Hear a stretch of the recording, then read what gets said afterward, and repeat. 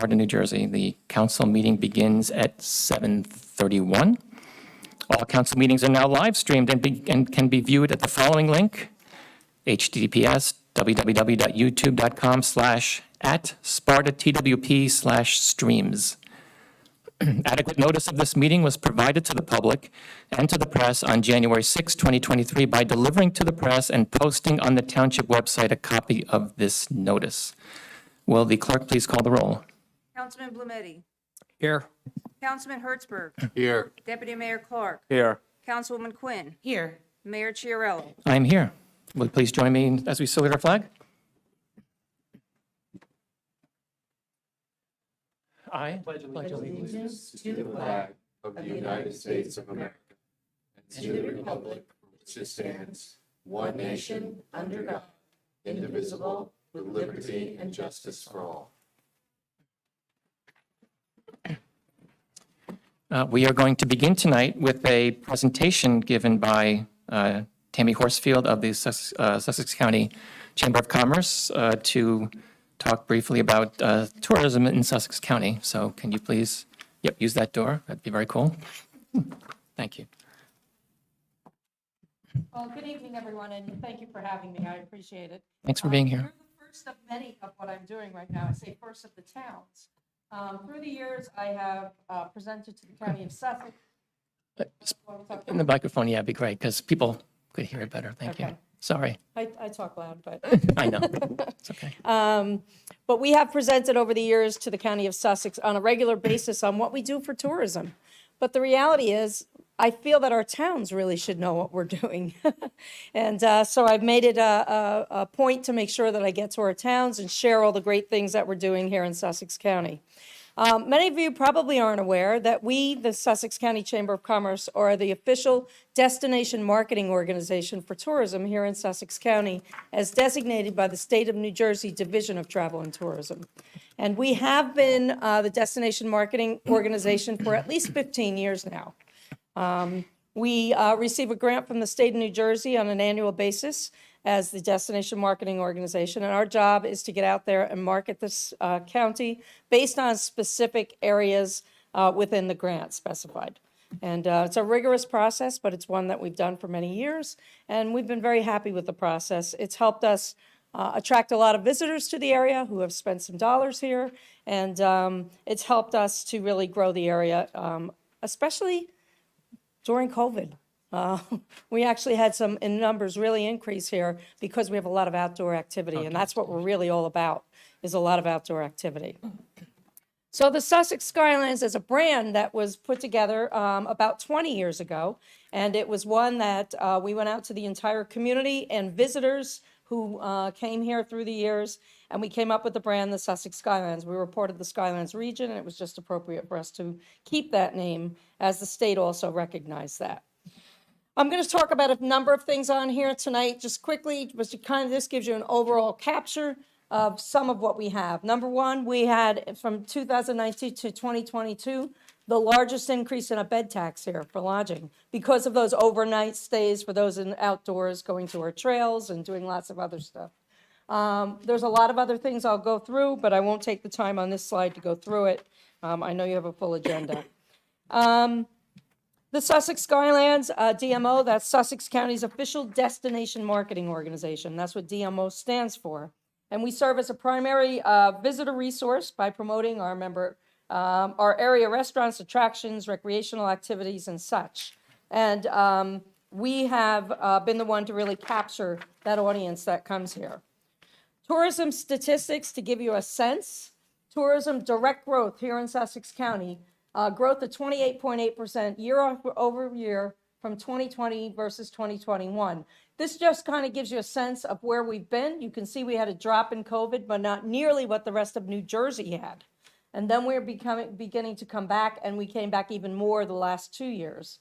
And there's about 5,000, almost 5,100 jobs here in Sussex County that are tourism related. We also make a total impact in the number of employees, and that just spreads it out a little more so you can get a better sense of the share of total of employment in the county. But tourism is a very important part of who we are. We always say, don't put all your eggs in one basket, but it's really critical that we have the balance here. That's what keeps our beauty in our county and helps us to market it as well. Hotel occupancy, as I was saying, the state of New Jersey bed tax. Granted, we don't have a ton of bed tax. That's the reality. But some of our resorts, our 2 resorts, both Crystal Springs and Mountain Creek, our bed and breakfasts that we have, even our camping really adds to our bed tax. And that bed tax had a 50% increase. We were #1 in the state of New Jersey from between 2022 and versus 2019. So that was a big increase for us. And I will say, year after year, we've had an increase in tourism, every single year. And that's really to quantify just some of the statistics we had in our overnight leisure travel. Market and advertising. We spend a lot of money marketing and advertising. The chamber spends right now approximately $325,000 annually marketing tourism. Everything from social media to digital display advertising and sponsored content. We have seasonal campaigns with a number of entities. These are just an example of some of them. New Jersey Advanced Media, we're TV, we're radio, we're billboards. We have a lead generation from our visitor guide requests. When the state of New Jersey gets a request for information, whether it be the trails, whether it be attractions, lodging, whatever, restaurants, they come to us. Every single request that comes to the state of New Jersey is fulfilled by our office. This year alone, we've had over 50,000 travel guides sent out, and we have close to 100,000 trail guides that went out. So that just kind of gives you a sense of where we are in regard to some of the content that we send out on a regular basis. And by the way, that's a small piece of what we do in my office. My office has a lot more than just this. And I have a very small staff. I actually have 1 other full-time staff member, and I have 2 part-timers. So we get a lot done under our belt. Lead generations for our visitor guides, also through travelguides.com and others. We take out full-page, half-page ads and travel guides, campground guides, local guides, as well as even edible Jersey. We also advertise locally with some of our local attractions, like Skyline Stadium and others. They bring in thousands of people, the State Fair and others. We get involved in all of that kind of stuff. And we also publish a magazine and a lifestyle guide. We just gave out, right now, and this was as of 2 months ago, for 2023, we distributed 7,500 printed already to date. We just had to order more. They just came in yesterday. So we surpassed the 10,000 we originally set out for, and so now we're way ahead of the year before in regard to rack cards, which are the main events that happen in this county year-round. We also ship out literature to all the welcome centers across the state of New Jersey. We give them event cards, we give them visitor guides, we give them trail maps, and we fill many of those requests. We have all kinds of portable displays, from pop-up banners to other stuff that we market as well, and I'll get into the travel shows in a little bit that we do as well. We promote them, and that's some of them here, but I'll show you on another database. There's a lot more on there. Some of the travel shows we've been doing, I just wanted to show you in the last year what we've done. The New York International Travel Show at the Javits Convention Center. We have a Sussex County booth there. That was a brand new show, small show, but much bigger this year. Boston Travel and Adventure Show, the New York Travel and Adventure Show. I did the Philadelphia Flower Show, the International Powwow, which is IPW. It's the largest international show in the world. And you would say, why is Sussex County at an international travel show? Because we're with the state of New Jersey at their booth. I'm one of 5 people who for the last 11 years have been invited to come and market our area. People come to New York, they stay in New York, they see New York, and then they want excursions out of New York. And we're the perfect place for that. We're a totally different atmosphere for them. We take them out into this environment. They love it. They spend their money, and then they go back and they enjoy where they started. We also did sent literature to the Chicago show, the Washington, D.C. show, and actually several AAA shows. So we really are everywhere. Some of our marketing materials, you can see some of them there. And what I didn't give you, and I'm going to take 1 minute to pass out, is a goodie bag for all of you. And in here are some of the things that we give out to our visitors and to our travel trade journalists. Thank you. All kinds of them. Thank you. So who am I missing? Am I missing one of them? But if you open it up, you'll see some of what we distribute on a regular basis. These are some of the guides that we have. Here are some of our marketing and advertising. A lot of outdoor excitement, that people can enjoy. We also have our big Get Your Outdoor On was our theme. Now it's Outdoor Adventures, it's Camp On. We market a lot of different areas here. The nice thing about Sussex County is we're 4-season. So we don't have to worry about a season or not. We got them all. So we can reap the benefit of that. And we've grown in tourism because of that.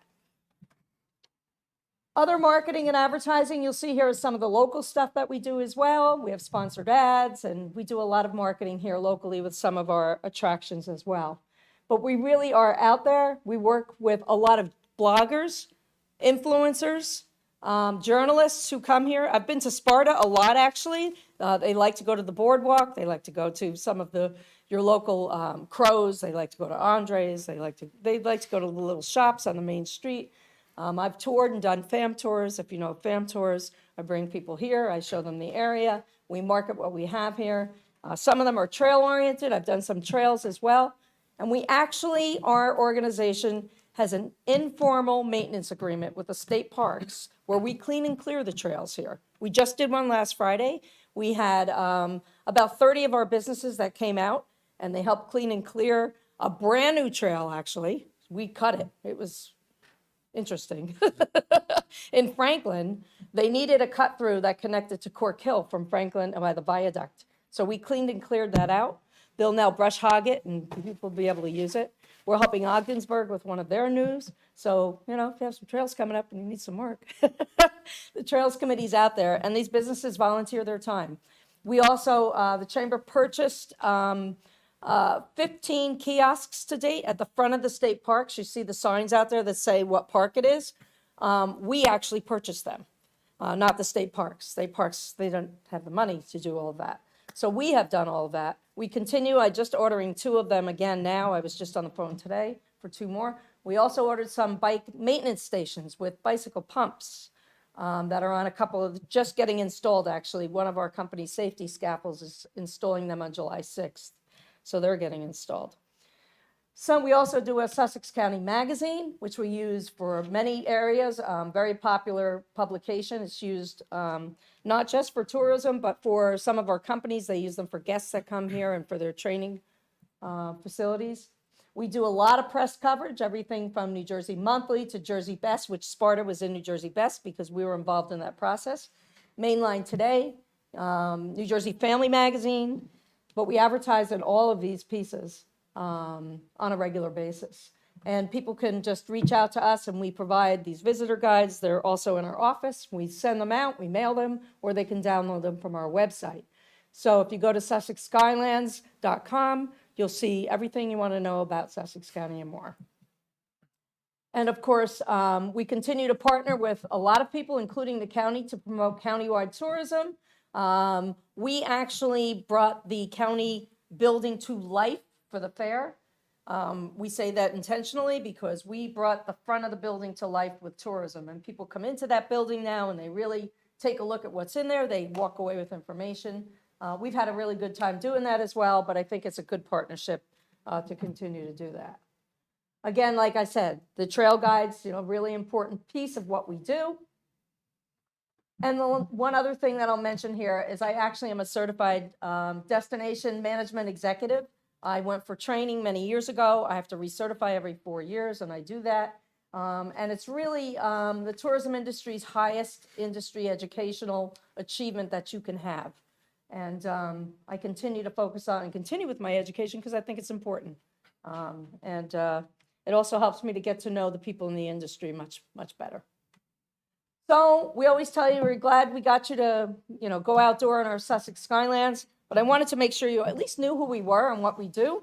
And again, very small piece of what we do, but a really important piece of what we do. So if you have any questions, I'm happy to answer them. I hope you'll enjoy what's in your goodie bag. There's a number of things that we market to our travel trade. So with that, just thank you for having me and giving me some time to share what we do.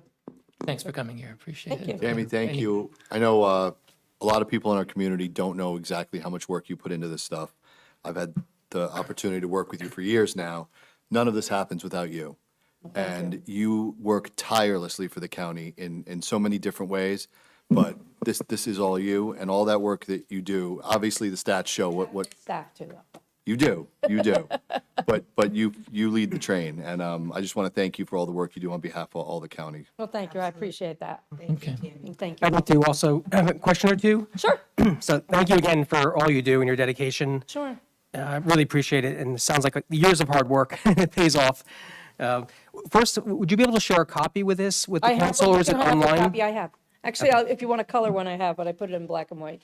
A lot of sure. ink in here, you know. Okay, just so we could look at some of the details a little bit more afterwards. Sure. And it seems like a lot of our attractiveness is based on our character, our natural beauty, our lifestyle, our resources, and the outdoors. I heard you mention a lot of times, and tourism. Yep. Are you familiar with the Great Waters New Jersey initiative? Yes, I am. Okay, so I think that would tie in so nicely to here, and we just passed a resolution, I think the last meeting, for Sparta supporting that.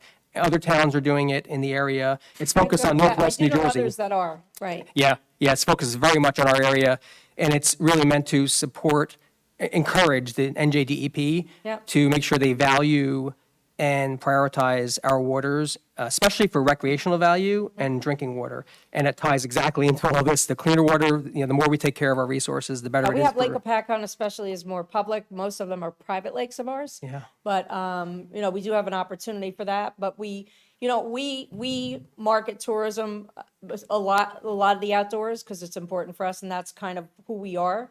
However, we always say, as I said earlier, let's not forget to, mix the basket up because we have a lot of also soft adventure, which is really important in this community. People like soft adventure too in tourism. And that's like Mountain Creek, treescape, things of that nature as well. And in business, I believe, and I've said this from day one when I came into the organization, I've been here 33 years this year, so I've been around a long time, that it's always important to make sure, again, you have all the eggs in one basket. So if there's ever a challenge where tourism wasn't good, you have other development that is good, you need that balance. And I truly believe in balance. Yeah, Because it's important for the community as a whole. Yeah. If you, in the towns you go to present to, I think we're early on your list, if you have the opportunity to mention to them Gotta to share consider that. doing a Great Waters NJ resolution too, the more the merrier, so. Sure. Yeah. Thank you. Thank you. Thank you. Anybody else? Thank you, Tammy. I appreciate the presentation. I think what struck me was, I think your initial slide too, the $2 million figure you put as the investment, what's incorporated in those expenses? Do you know? They're specifically allocated much of it is on our media. They're based on all of our advertising that we do. Some of it are the kiosks, they're defined and approved by the state of New Jersey. We present them and they approve them. Yeah, and then if you look at, I think you said the amount of revenue that is generated for tourism in Sussex County is 535 million, is that Yeah. right? Yep, that was in 21. Okay, so it's that's higher. that's a pretty good ROI, I would Yeah, think. yeah. And then I think from my perspective, what do you see as what townships can do to help you further tourism? Because I think what's come loud and clear with your presentation is that tourism is an economic boon to our towns. And I think that there's always that tension between development and, that it's going to bring ratables, it's going to Always bring will be. revenue. We sometimes are blind to other sources of revenue that actually, rather than benefit a narrow constituency like, whoever wants to build the business, this one is one tourism that benefits whoever wants to participate. And I think, to the extent that you have, economic data that you could share with townships. Right. That for every given investment in tourism, there's an ROI of whatever it is, I think would be particularly helpful because we sitting up here always have to make a decision about what kind of, what do we want Sparta to look like? What kind of, economic development do we want to have? And bottomed in all of that is what's the return on revenue? What can we expect? And I think that the more we hear about the financial benefits of tourism, and what we can do to foster that. And I agree with you. We can't put all our eggs in the tourism basket. I got No, that. but they're a good piece of it as well. Yeah. I agree with that. And the state of New Jersey actually does the research for this. So we work with them on that, and they localize it only to a certain point. And then we've done other impact studies and such that have helped us understand it a little better. You know, one of the challenges I think all the time is that those towns that have lodging aren't investing that money back in their towns. And for me, that's critical in regard to tourism. So those who have a hotel tax, those municipalities spend that money any way they want. And in all fairness, I think that's wrong. I think it should be invested back to where it came from. And so I feel strongly about that. I've been working with some of the legislature on that and some of the what we call our DMOs in the state, because that investment's critical. If you don't invest in it, you won't get it. That's the end. It's made a huge difference since we've made an impact in doing tourism. Prior to this, we were just a little minnow in the entire pond. Not that we're huge in the state of New Jersey. I'll make that clear. We're not the shore. We're not Atlantic City. But we sure have some great stuff here that's way different than a lot of other people. So, you know, we benefited for that through the Four Seasons. And I agree, there's an economic impact there. But I do think, again, I'm never going to shy from this, and anybody who knows me knows I speak it. Oh, no, don't put all your eggs in one basket. It's a scary thing. But balance it. I think that's fair. Yeah, and I think to the extent that if there's something that you see that like Sparta can do to further that there's a given, you know, investment that needs to be made. Sure. There's trails in Sparta that should go That's a big developed. Because, hey, if you develop this trail, you're going to increase the amount of trail use that we have. Yep. And expanding the trail use is, you know, furthers economic development. I would love to hear it. And I think, you know, I look forward to a relationship with you that really kind of, you know, we're a partnership, that how we can be helpful to Yeah, bring trails tourism. are big. I will say that our number one publication that we give out is the Trail Guide. And we're going to have to get ready to do a new one shortly because there's a lot of new trails that have been added. And so we continue to add them. We continue to have to update that. Great. So, but yes, I agree. Thank you. Tourism is great for our community, and we'll continue to invest in it because we think it's important. Thank you. Thank you, and Thank thank you you again for again. having me. Thanks for your time tonight.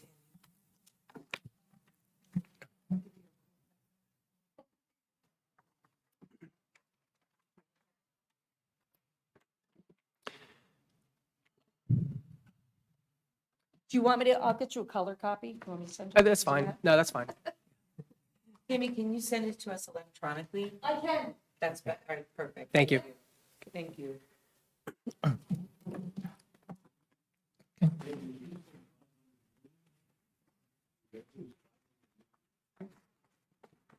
Don't forget, we have resort, and they have a lot of room.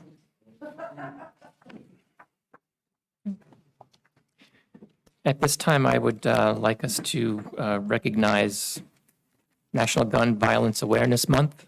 And I will read a proclamation into the record, and then I will invite members of that community to come up and say a few words. So whereas every day, more than 120 Americans are killed by gun violence and more than 200 are shot and wounded, with an average of more than 17,000 gun homicides every year. And Americans are 26 times more likely to die by gun homicide than people in other high-income countries. And whereas in New Jersey, there are 427 gun deaths each year with a rate of 4.8 deaths per 100,000 people, a crisis that costs the state $5.3 billion each year, of which $168.9 million is paid by taxpayers. New Jersey has the 5th lowest rate of gun deaths in the United States. And whereas support for the Second Amendment rights of law-abiding citizens go hand in hand with keeping guns away from people with dangerous histories. And whereas mayors and law enforcement officers, in partnership with local violence intervention activists and resources, know their communities best and are most familiar with local criminal activity and how to address it, and are best positioned to understand how to keep their citizens safe. And whereas gun violence prevention is more important than ever as we see an increase in firearm homicides and non-fatal shootings across the country, increased calls to domestic violence hotlines, and an increase in city gun violence. And whereas we renew our commitment to reduce gun violence and pledge to do all that we can to keep firearms out of the hands of people who should not have access to them, and encourage responsible gun ownership to help keep our families and communities safe. Now therefore be it resolved that the Township Council of the Township of Sparta calls upon all citizens to reflect and renew our commitment to encourage responsible gun ownership, to keep firearms out of the wrong hands, and to serve as good neighbors within our community, as well as support safety and awareness and report issues of concern in an effort to keep all of our citizens and communities safe. And with that, I'll ask Nicole Howard and Patty Rivas to join us, and anybody else?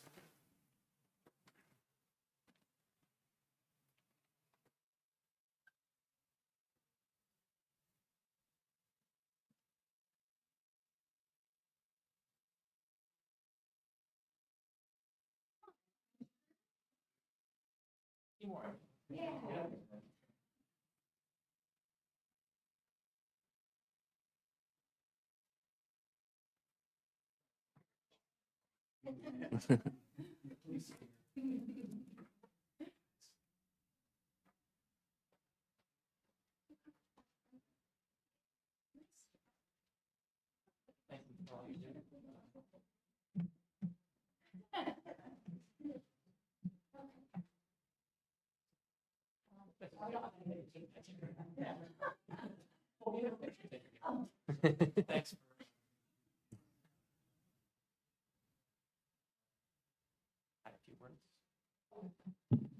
Yeah, thanks so much for having us. I really appreciate it. I think when we think about a community like Sparta, there's this feeling of safety. And from the statistics that you shared, in New Jersey, we really are safe.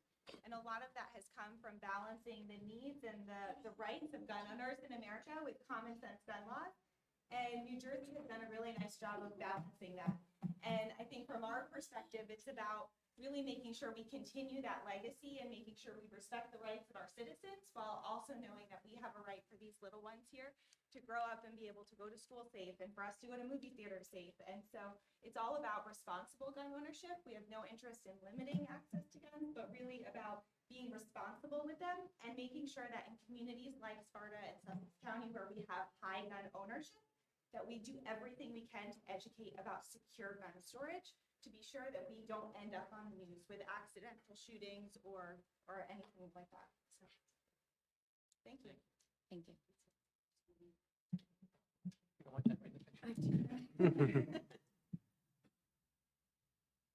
Getting told.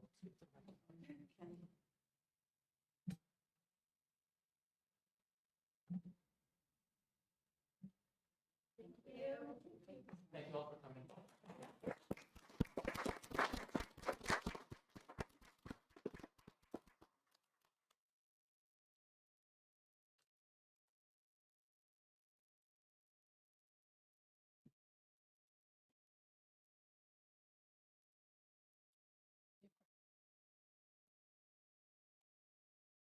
I'm sorry you guys already sat down, but I actually have a question for you. I think when, I was reading up on some of the statistics, and what struck me a lot was 20 years ago,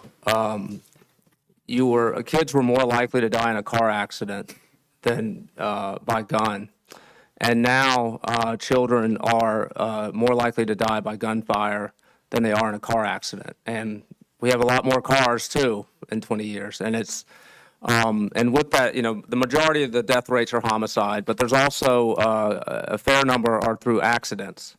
And I know I would be interested in learning what, towns can do to help prevent these accidents. I think in Vernon, they gave out like free safety locks for gun owners to say, hey, instead of having to buy it, the township will provide it. So whatever guns you have will be stored safely. And if there's things that we can do here in Sparta so that, our gun owners can store their stuff safely, we'd love to hear about it, just so we can, because I don't want, God forbid, we would have an accident with a child getting access to a gun. So I thank you for all you're doing, bringing attention to this critical issue. Thank you. Yeah. Educational presentation called Smart, completely non-political, just like everything else. But this one is really not asking for volunteerism or anything. It is strictly educational on how to secure guns safely and really normalizing, hey, my kid's coming over for a plate. We ask about peanut allergies and dog allergies. Can we also just make sure we're all asking your gun is going to be secured, and making sure that we just really normalize that in our conversation. So we would love the opportunity to present that more across the town.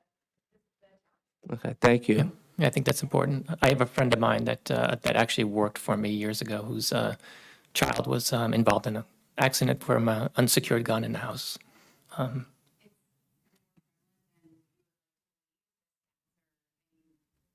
alarming. And the other piece of it is, I think there are a lot of people that inherit, done from deceased family members. I know this has come up multiple times just in my family as of late, and they don't know what to do with them. So I think even education about what to do with unwanted guns that you may get, and buyback programs are also something that counties or states offer. Right now, it's not happening in New Jersey, but if we get wind of it, we will certainly pass that information on. All right, thank Excellent. you. Thank you. And thanks again for coming. Yeah. Okay. Next up, we would like to have our community recognize National Cancer Survivor Month. Is Wendy Adams here? I thought so. Hi. So I'm going to read into the proclamation and have you come accept it for us. So whereas a cancer survivor is defined as anyone living with a history of cancer from the moment of diagnosis through the remainder of life, and there are more than 18 million cancer survivors in America. And whereas the number of cancer survivors is projected to increase to 22.2 million by 2030, increased access to effective cancer treatments, quality survivorship care, and necessary psychosocial resources, especially among minorities and the medically undeserved, must be a top priority in our community. And whereas the Township of Sparta has a valuable dynamic cancer survivor population and are thankful to the many positive advances in medical research to find a cure for this once incurable disease. And whereas hundreds of communities worldwide will be celebrating life on Sunday, June 4th, and encourage those living with cancer and encourage our citizens to raise awareness about the prevention and control of cancer. And whereas on behalf of the people of the Township of Sparta, we salute all cancer survivors and those who support them and urge our citizens to support medical research in order to finally eliminate the suffering and death of cancer.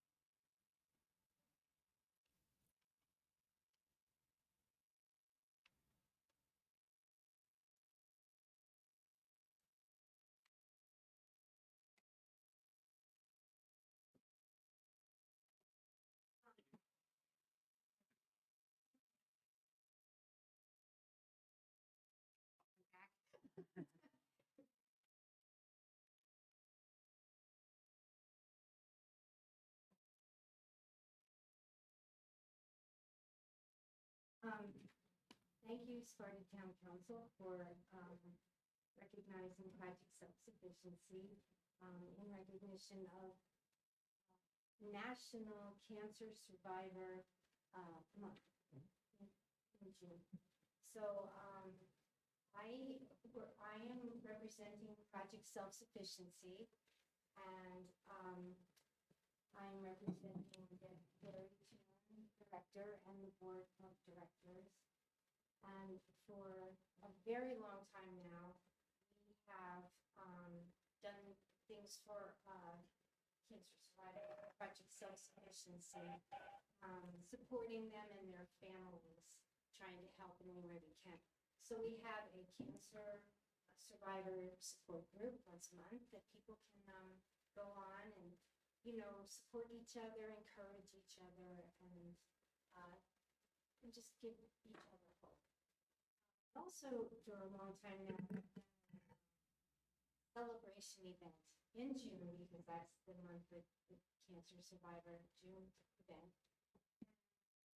That last weekend, and we had over 60 survivors show up for the event, and we have providers and we have providers, and we have medical experts come and give all kinds of really current information, answer questions, and then we have activities that help the group to give them activities that support their body, their minds, and their spirits. So it's just one of the things, many other things Project Self-Sufficiency does for people, but that's one area that's been particularly going. When I look for,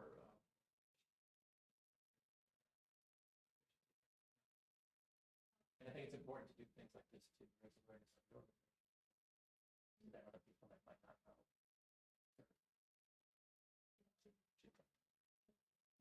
Thank you for this.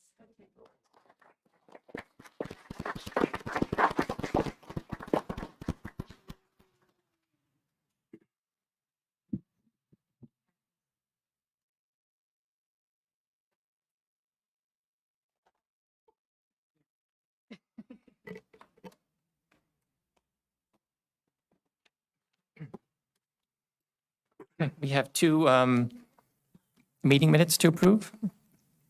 May I have a motion to approve the special meeting minutes from the budget discussion from March 27, 2023? I'll make a motion that we approve the special meeting minutes for the budget dated March 27th, 2023. Thank you. May I have a second? I'll second it.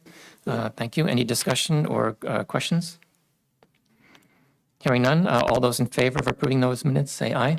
Aye. Aye. Any opposed or abstain? Okay, the minutes are approved. May I have a motion to approve the executive meeting minutes from April 11, 2023? I move we approve the executive meeting minutes, April 11th, 2023. Thank you. May I have a second? I'll second that motion. Any discussion or comments? Okay, all those in favor of approving those minutes, say aye. Aye. Aye. Any opposed or abstain? Abstain. Abstain. Councilman Hertzberg abstains. Okay, the minutes were approved. Will the acting town manager please read into the record the manager's report? Thank you, Mayor. I'd like to thank the staff in the clerk's office and Public Works Department who assisted in the primary elections last week.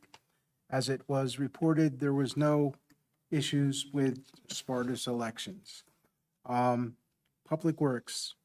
The department continues to work with JCP&L crews with the removal of dead ash trees that are near the wires, mostly removing hazardous trees near Oberg Road off of Main Street and Cherry Tree Lane. The department's roadside mower has been out mowing the township road right-of-ways, recently completed West Mountain Road in time for the high school graduation. Parks and Rec. Sparta Day, organized by the Junior Women's Club, took place on June 3rd at Station Park. Despite the temperatures being cool, the event was a great success. The recreation day camp staff has been finalized, and the second inspection of Camp Sacagawea will be next week. Parks Department is active with field maintenance, as well as the areas around the pavilions and rentals continue for private parties. The sod at White Lake has been installed and gets watered frequently. We anticipate the planting of trees to begin at White Lake Complex this week. This weekend, June 17th and 18th, is Sparta's Youth Softball Schools Out Tournament at Station Park and Ungerman Fields.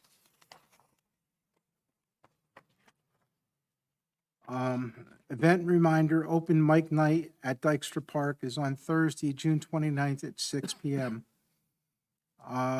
Public Library, this year's trend of more people visiting the library continued during the month of May, with over 3,000 more patrons visiting the library every month as compared to last year.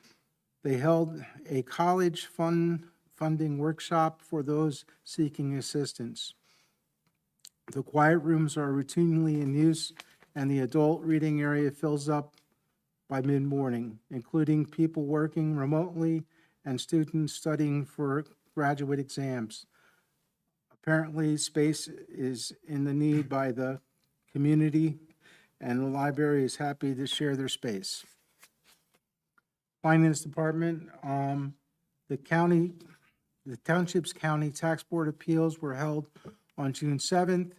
There was a total of 10 appeals with a total reduction of $565,100 in assessed value.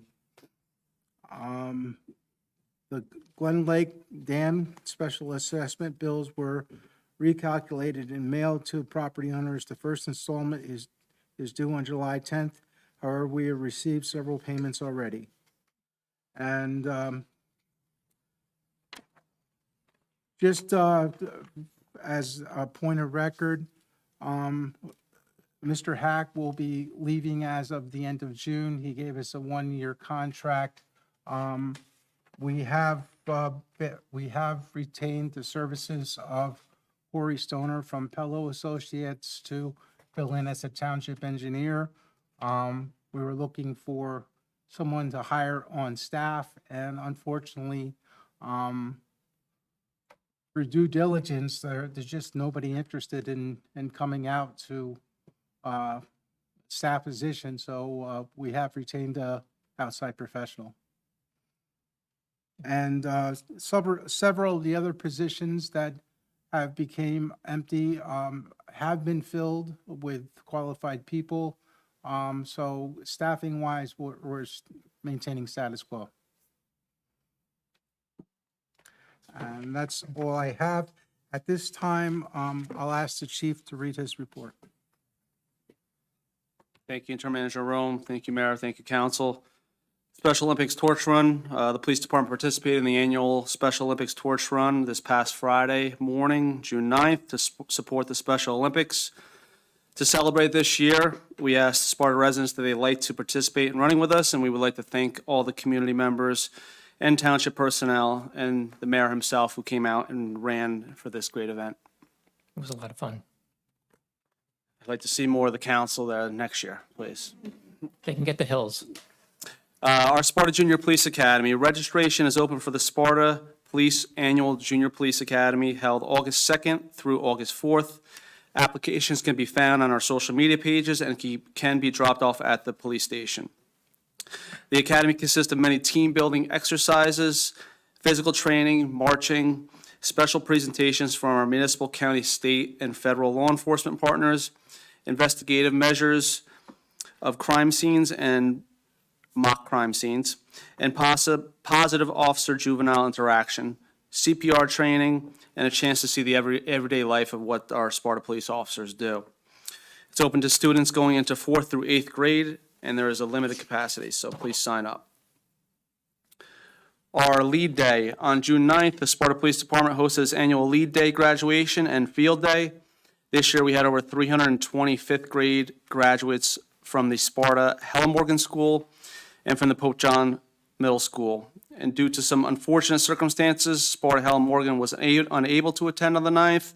So therefore, our officers will be joining Helen Morgan tomorrow, June 14th, on their field day to have a collaborative effort with Lead Day and their field day. The Sparta Police Department is continuing to acknowledge, respond, investigate, and enforce high volume of traffic complaints. Furthermore, we have been conducting traffic studies throughout the township on township-owned roadways to analyze traffic behavior in several different categories. From that analyzed data, we structure our patrols accordingly in order to deter and enforce vehicle violations. In just a recent traffic study that we did on West Mountain Road, all the way from West Mountain and 517 Main Street to West Mountain and Route 94. Specific area, West Mountain in the area of the high school during school hours, 25-mile-per-hour zone, approximately 3,900 vehicles per average. Highest speed is 66 miles per hour, lowest speed 8 miles per hour, and an average speed of 32 miles per hour. So patrols will continue to concentrate on enforcement as they do every day in that area, especially during school hours and after curricular activities. And also in the same area on off-school hours, where it is a 40-mile-per-hour zone, again, it's about 3,900 vehicles. Highest speed is 64 miles per hour, lowest speed of 10, and an average of 35 miles per hour. The other end of West Mountain Road near Dawn Drive, 30 mile per hour zone.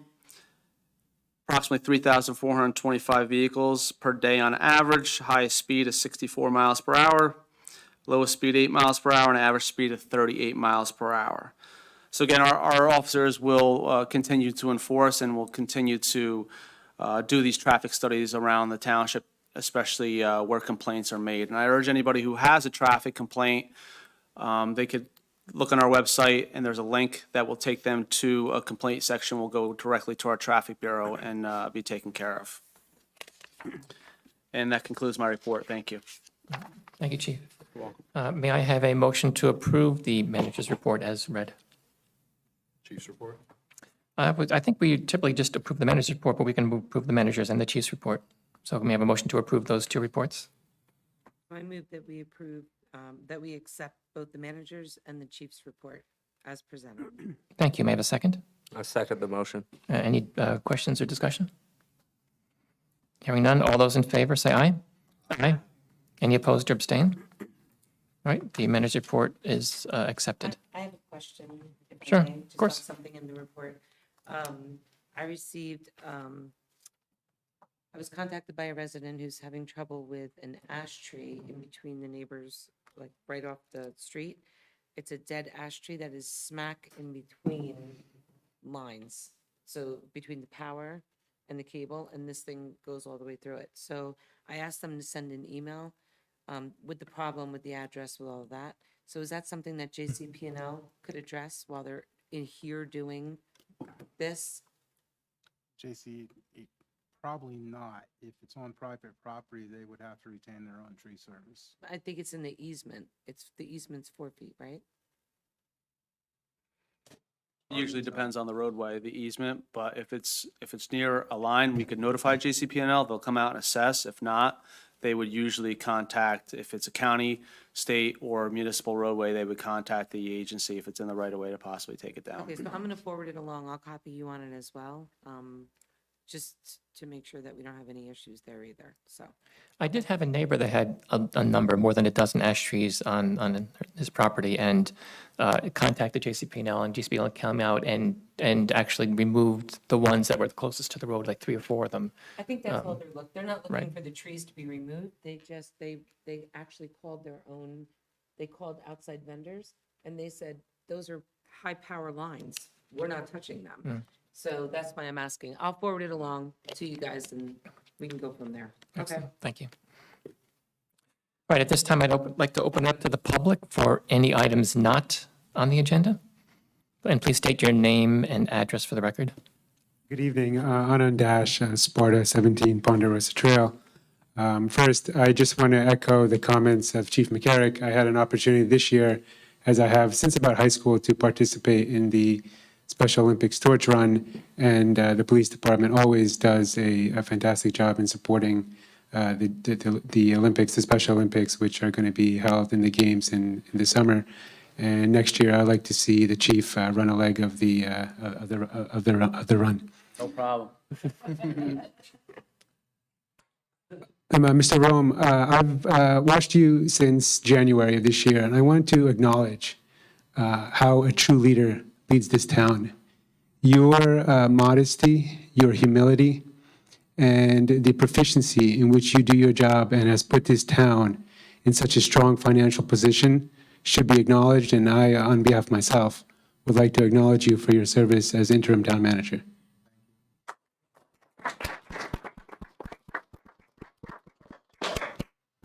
Lastly, I just want to preview a discussion that has been taking place. Most of you are probably aware in the planning board with respect to an ordinance that is in the works. Along those lines, I have to say that the new planning board has been baptized by fire. And I've been so impressed that the town of Sparta has charged them with so many challenging tasks, and they are in the process of learning the ropes. They are in the process of learning the land use law, and they have found themselves in the crosshairs of many difficult issues and challenges. And with respect to those challenges, they have risen to that task and really sought to educate themselves and be enthusiastic about the process and the law. And I want to recognize that. But to that end, as many of you will know and recognize, the last frontier of Sparta is now the subject of development. That last frontier is the area, the development, the open vacant land across from the North Village. That has been the subject of numerous planning board meetings. It'll come before this council for your consideration. And when it does, I would ask you to consider the following. The planning board has worked very hard to try to answer the call of the people. The people's request and desire, as evidenced by numerous speakers, some of whom are here tonight. I see Mike and Adrian are here, but many others. Kathy's here. All of whom spoke a similar refrain. And that refrain was very simple. That years ago, when the master plans of the prior decades were drawn, none of us could foresee with clarity the current landscape and the current population growth. When the New York Times reported in 1979 about the Superfund site, that's the station park, the population of Sparta was 14,000, and now I believe we're around 20,000. So certainly times have changed, but the people of Sparta have made a resounding cry over and over that the area that is the channel that runs between the road in front of North Village has become saturated. The area is overdeveloped. The mistake, if it was a mistake, was that the people of Sparta did not take part in the North Village development. So it's not just a question of the responsibility of the planning board or the governing body. Government is a social compact between the people, the governed, and the governing. But those, as we know the common phrase, those who fail to learn the mistakes of history are condemned to repeat it. And I stand before you because I don't want to repeat the history that we have come with North Village. The North Village is there, it's there to stay, and like it or not, we've learned to adapt to the North Village. We've learned to adapt to the businesses that are there. We support them, I support them. I know many folks do, and I know some of them personally. But that being said, there is a recognition, I submit respectfully, from the vast majority of folks who I've spoken to, who stood up in front of the planning board and said, please, we want to maintain the rural character of what is left to maintain. And in fact, the planning board has listened to that.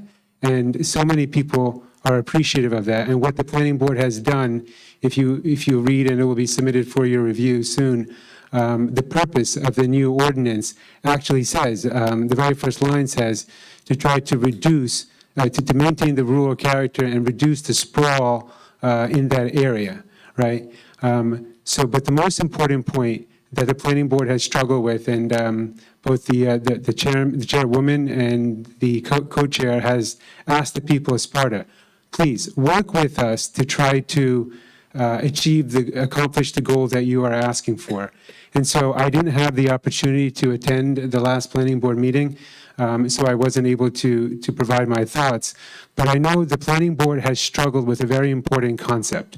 That concept is the idea under the Municipal Land Use Law 40:55D-70 that master plan has to be consistent with the zoning ordinances, right? So the direction from the professionals was, yes, we understand where the people of Sparta want to take this zone, but you can't do that right now because the 2018 master plan directs certain uses need to be adhered to. You can do that later on once you redraft the master plan, but for the time being, you must adhere to the current master plan.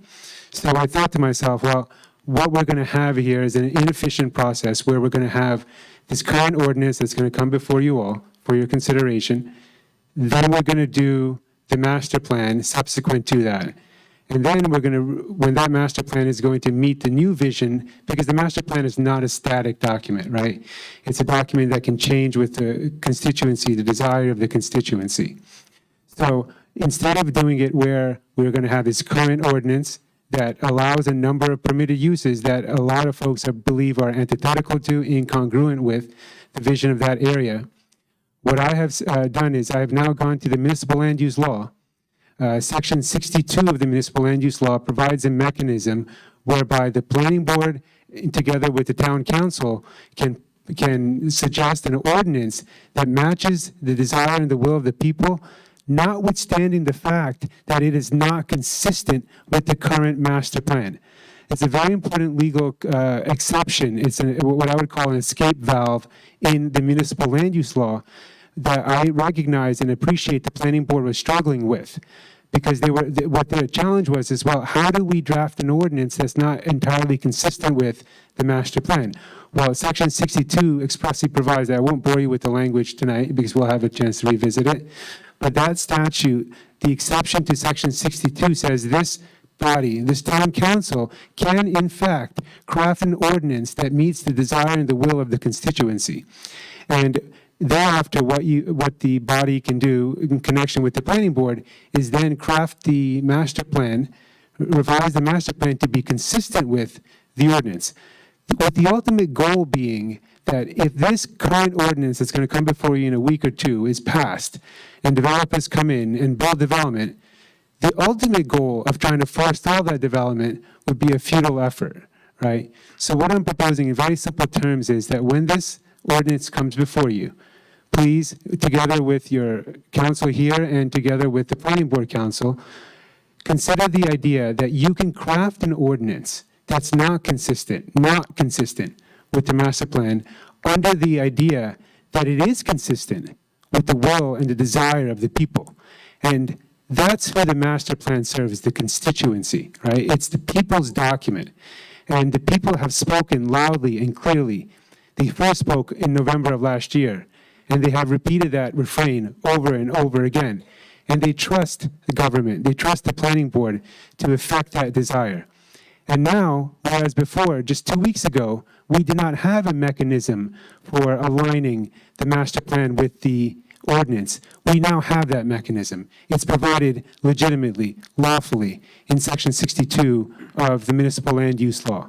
So I submit that for your consideration. I recognize this discussion is a little ripe. It's not justiciable at the moment, but it will be soon.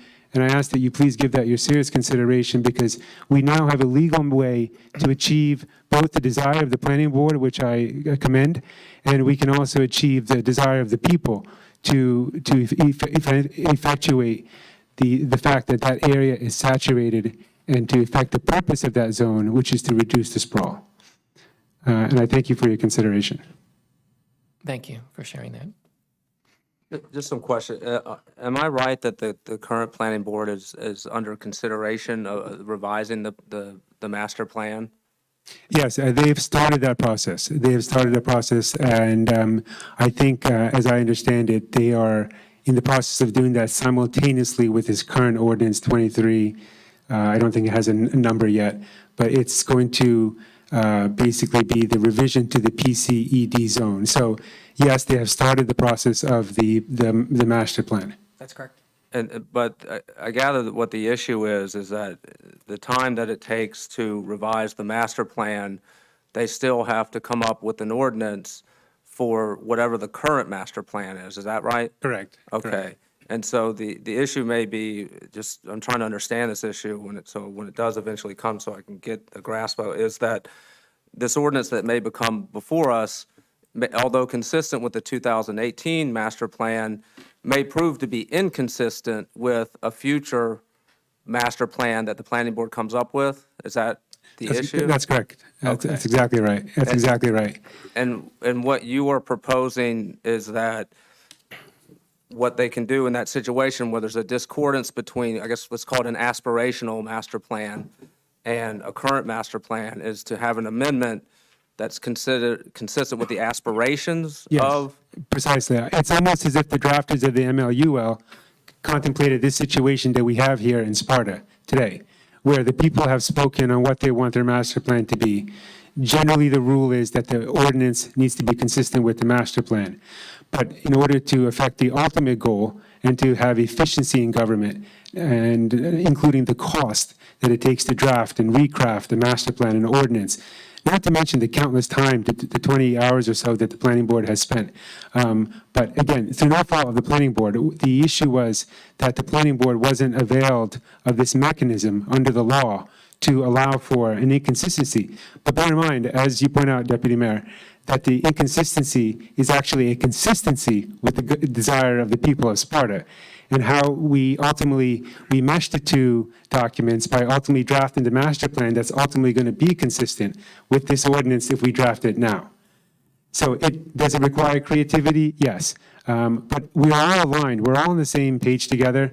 And I think that zone is at an inflection point where it mandates that the will of the people who have spoken loudly be accomplished. And I think this mechanism, if you analyze it and study it and become familiar with it, will allow us to do just that and avoid time and expense and notwithstanding the volunteer efforts of the planning board. I have a question. Please. When you speak for the will of the people, Yeah. what is their will? What is the will of the people? Just shut down all development? That's their will? Yeah, I mean, that's probably a negative way of putting it, to shut down development, but effectively, I would put it on a positive slant. I would say it's to maintain the 1960 master plan desire, to maintain, if you read the purpose of the current ordinance that I had no part in drafting, it actually says to maintain the rural character and to prevent the sprawl, right? So arguably, there is development there, and there is, I submit respectfully, it's not shut down development for the sake of development, respectfully, right? It's because there's now a diminishing return on the benefit of that development to the people of Sparta. How do we know that? Because we take two main components, right? We take the traffic, right? We already know, without having to do traffic studies, that the level of service on that road for all the businesses is at a C at best, D or F, right? We know the soil composition there, right? Our experts have told Let's us. go back to the traffic. Please. Because based on the prior studies and the current studies, it Right. hasn't changed since North Village has been put there. Right. Right. So, But you said it diminished. well, no, let's talk real world traffic situations, right? The real world traffic there, I think all of us can agree, is intolerable. Well, you live out there, right? I do. Okay. Well, I mean, I live off of 94. Right. Right. So I travel that 5 times a day. Peak hours, off-peak hours, right? I think the folks who move to Sparta, respectfully, are not expected to sit through 3 cycles of a traffic light on White Lake Road turning left, right? It's just respectfully unimaginable. And I'm happy to have this discussion openly because I think we should have it. And I agree. And But it sounds like this is your will because you live out there and you're speaking for the will of the people. well, I would ask that you respectfully ask to, talk to your constituents. Have you heard do. otherwise? I do. And they say otherwise? Well, there's always going to be a minority, but I think you can ask the majority of the folks. And I don't live right there per se. A lot of folks need to go through that area. So do I have an interest in it? I Sure. live out there too, so Yeah. I mean, I travel that road quite a Yeah. bit. But I Okay. didn't notice much of a change after North Village. And I wasn't necessarily for North Village. But Yeah. but I haven't noticed much of a difference, especially since they put that turn lane in. Okay. Well, I mean, I can tell you, I don't know how often you go through that every day. I go through it at least 4 to 6 times a day. And I can tell you that it is intolerable at certainly peak hour and even But off it's peak always hour. been like that because it's going from 4 lanes to 2. Well, it's only going to get worse, right? And I don't think you can justify it by saying that it's always going to be that. We can correct the mistakes of the past by looking forward. And it's a debate that I'm sure we can have, but that's certainly, I submit to you, it's not just my view. I don't think it's just your view. Yeah. But I also am concerned that a letter written by the Environmental Commission kind of threatening the developer that they would do everything they can to stop development there might put a legal battle in front of us. I'm sorry, a letter by Can the, you explain that, please? I'm not aware of a letter. I'm not aware of that either. There was a letter written by the Environmental Commission. I'm sure I've seen it. I'm assuming you wrote it. No, But I probably contributed, but yeah, I've But it seen was it. kind of threatening towards the developer, saying that, I think it was written to the state, but it was a public letter that they would put roadblocks in front of anyone trying to develop there.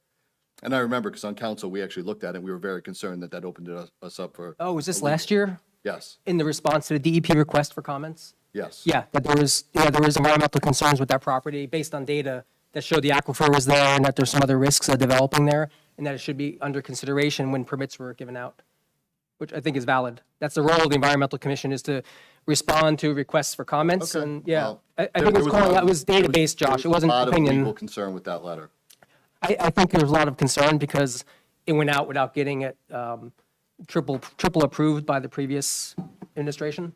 I think that was the No, concern. The concern was the content, but Well, the content's still out there if people want to look at it. I don't think it's debatable. Yeah, it's factual. It's all, and the sources were included in there, so that I did have a big hand in contributing to it, so. Mr. Hertzberg, my last comment might be, it's not just my concern, respectfully, okay? The best testament of that was last November. Thank you.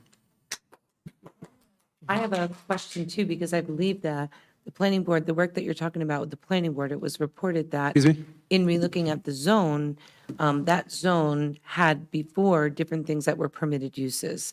Two Okay. of those permitted uses were churches and also driving ranges. And I read a report on the minutes of what was being looked at or whatnot. And the two things that were pulled out from permitted use to conditional use were churches and driving ranges. So I'm not prepared right now to have a conversation. I need more factual information, and I'm trying to get that from members of the planning board. But I personally have a concern. So when we say no development, I've always been for balanced development because it's important. But when we talk about things like now churches and driving ranges and things of that nature are going to be pulled out of there as permitted uses, I kind of have to scratch my head and say, why? And again, I'm not prepared to talk about it now because I don't have enough information. But that to me does lead to absolutely no development of any kind.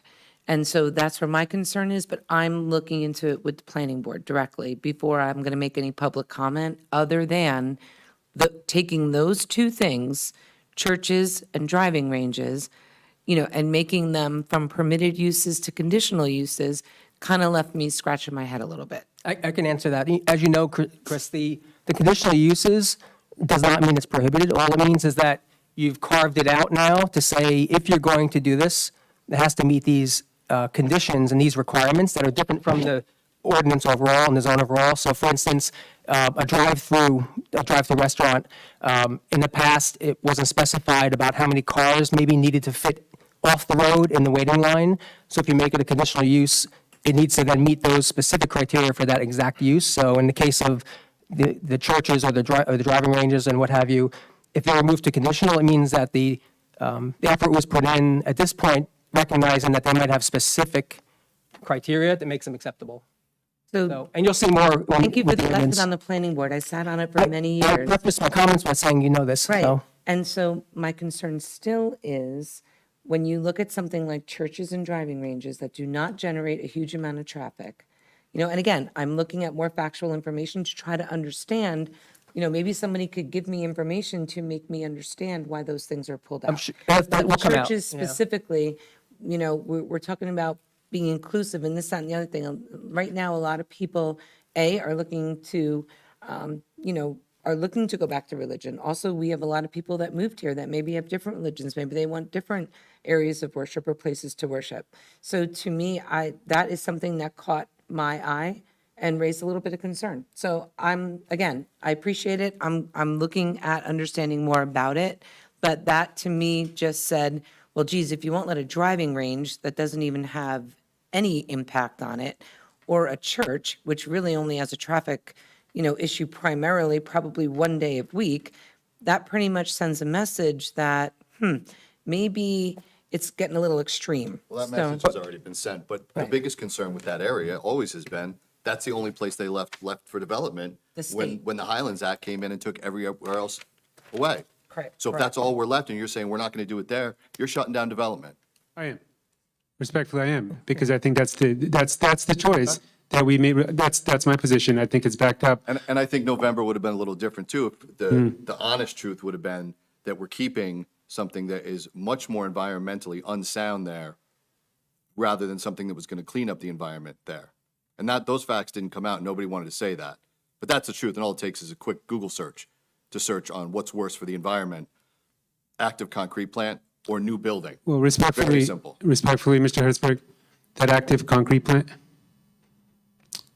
spilled leaded gasoline Yeah, in our you're right. groundwater, right? Yeah. And guess what? It was the same owner, Okay, right? So it was the So same owner. removing that, so removing it is Have- much better. I mean, it's. We're removing plain it and simple. replacing it with a 1 million square foot warehouse Well, actually, the planning board had reduced that quite a bit in their negotiation, but yeah. to 800,000 square feet. With filtered water, with no gas tanks, with no fuel tanks. Are we I off mean, topic here a little bit? Sorry, folks. Yeah, we don't want anyone hearing that. Let's. No, I think we let's should get stay on topic. And Christine, I think that when the actual presentation comes and whenever it's. Yeah, I just wanted to brief you. There'll be data, you can ask questions. I mean, you haven't seen the presentation yet, so I'm sure there are good reasons why that's being proposed. That's why I Yeah, didn't want to make a big deal about it, because I was upfront to say, I don't have all my facts yet. But that was very alarming to me. yeah, okay, I think we agree. Well, And I, also, I think that, one, it's not an either or. I think probably the people of Sparta would like to have neither. Neither a warehouse nor a concrete plant that spills leaded gasoline. But that, putting that aside, I think that you need only ask the residents of Primrose Lane to ask them about congestion. Try to take a left turn out of Primrose Lane, and it's kind of aptly named because that's the Primrose path of development, is that it does lead to congestion. And congestion is costly. It has economic impacts and lost productivity and infrastructure costs, et cetera. I look forward to the planning board, diving into this issue. And I think for my purposes, I think what I would like to see is a real thorough analysis of, look, I'm not necessarily of the camp that says, let this just be fallow ground and we'll never do anything to it. But I think what we do need to do is balance the type of use there with the concerns of the community over congestion. And my concern is that we will have a bifurcated Sparta. We will have a Sparta that's segregated because I don't want to go down to North Village if I'm going to go through 5 cycles of traffic lights. I'm going to stay where I live in Lake Mohawk. I want us to be a cohesive community. And I think that whatever uses they come up with, I hope what they will do is identify what uses can we have that balances the need for economic growth and money. It takes money to run this town. That's obvious. But without the unintended, external costs that can, increase congestion, et cetera. So I look forward to them diving into it. They'll do a great job, and, we'll see what happens when it comes before us. I thank you. I just want to leave you with this quote from the 1979 New York Times article. For most of the 14,000 residents in the Sussex County Township, the clean air, bright sky, and fresh streams and springs appear as permanent as the imposing mountains close to their homes. And as for those verdant mountains, they seem to create a natural wall between the 39 square mile township and urban pollution and clutter. Thank you. Thank you. Anyone else from the public have anything that's not on the agenda? And again, state your name and address for the record. Mike Devine, Oak Parkway. I wasn't really planning to talk about any of this, but Anand put some thoughts in my mind. I recognize the thing that you're all saying. If you go back a couple master plans, there was might have been one at PDEC or whatever was laid out. I was a principal on the report that did that. So a lot of what's happened, I was party to putting that together. And I think the word that was always overlooked was light industry. So things have evolved a little bit different. We didn't probably recognize the sensitivity of the area because of the aquifer, but put that aside. I don't propose to solve the idea whether we want to develop, we don't, whatever. My concern is timing may make it a moot point. Let me try to explain what I mean. I think if somebody showed up today and said, I'm going to put a Wendy's in that cornfield, what would judge whether that's permitted, conditional, or whatever? I would assume it's the ordinance that implemented the 2019 master plan, I guess. Because while the planning board is looking at modifying permitted and conditional uses, it's not finished yet. So we're back in time at that. So they would have to come up with their new revised uses, conditional and so forth, and implement that. I think there was one put in place. There was one. There You're was a absolutely change. right. So There was that since then. Was changed after. Remember that whole committee that we put together of residents and people, and they came up with this plan, but it wasn't good enough apparently, so we're redoing it. It was actually changed before that, Mike. Okay. So the planning board, working with its legal counsel, made changes specifically to that zone for the purposes of preventing any kind of underground, any kind of business that required underground storage for any kind of fuel. So that zone, you can go back, it's in the minutes. If you want to send me an email or give me a call, Okay. I'll be happy to sit with you and I will get the information and show you what the changes were. But prior to the subcommittee, the planning board actually did make changes to that zone. So what roughly would you call that, a 2021 change No, or That update? was or- before. That was maybe 2018 was the last change. 20. So whatever, if somebody comes before the board today, that's what would govern permitted and conditional use, whatever is in that Changes to document. zone, the Is new that right? zone. And then, to his point, he's absolutely correct. There were other additional upgrades made to that zone that were brought forward by the subcommittee, the planning board subcommittee, that were approved by the council, so that happened last year, that further, that prevented any kind of, Reduce the size to 75,000 square yes. feet. Okay. But now the subcommittee is That looking. was not in the PCED zone, though. No, okay, so the subcommittee's looking at further changes. ED and PDRM, The yeah. PCED zone, you could check, the records are online. Again, if you want to give me a call, I'm happy to walk through with you. I Okay. have all the notes, I have everything. We could get with Tom too, and he'll walk through it with you. Thanks. But it was to absolutely prevent different uses there. And I think you remember also the development that we're talking about, the North Village development. The approvals for that, most of all of the information and all the approvals around that were done 15 to 20 years back. The investors sat on the property because the market went down. At that time, the state of New Jersey had plans to make that a 4-lane highway. Then, that's why the bridge has more lanes, right? Ah, okay. Then, if you remember, they proposed a plan to do exactly what they did up at Sussex. So if you keep going up 15, you'll see that they make it go one way, then it comes back around another way. Oh, I know what- yeah, I right? know what So you they mean, have yeah. 2 lanes. That was the second plan. So in all fairness, I wasn't on the planning board then, I wasn't on the council then, but the people that were on the planning board that made those decisions did so with information from the state. The state then came back, as what I have been told from professionals, and said, sorry, we don't have the money. We're not investing it here. We're investing it down below. You don't have a high enough density. So the problem is, good people on the planning boards made decisions based on information they were given from the state, the NJ, the NJDOT. Unfortunately, they changed their mind and pulled the permit. So everyone is correct to have concerns and whatnot. Other municipalities are also capitalizing this. Lafayette has a lot of development that's about to start going on.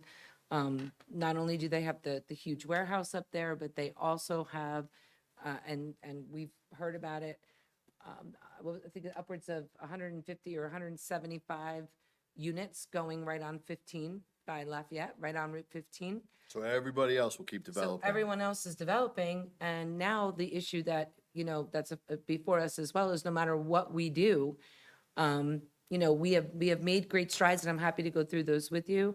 But unfortunately, until the state comes in, and we've met with them several times, asking them to revisit it since our numbers have gone up. Oh, really? I didn't We- know that. we- I never knew anything about that. Absolutely. That's, We met with Steve Oraho 2 years ago, 3 years ago, asking to get the state back in here. is that still considered viable from an engineering? Here's the problem, is what they did is they said, we here's the plan, here's what we think is gonna happen. Once the lights are up and they're timed, we're gonna come back and look. Yep. Nothing changed. Gotcha. It didn't go from C to F. And they said it was already whatever it was, and he said, that's on the radar because we know you go down from 4 lanes to 2.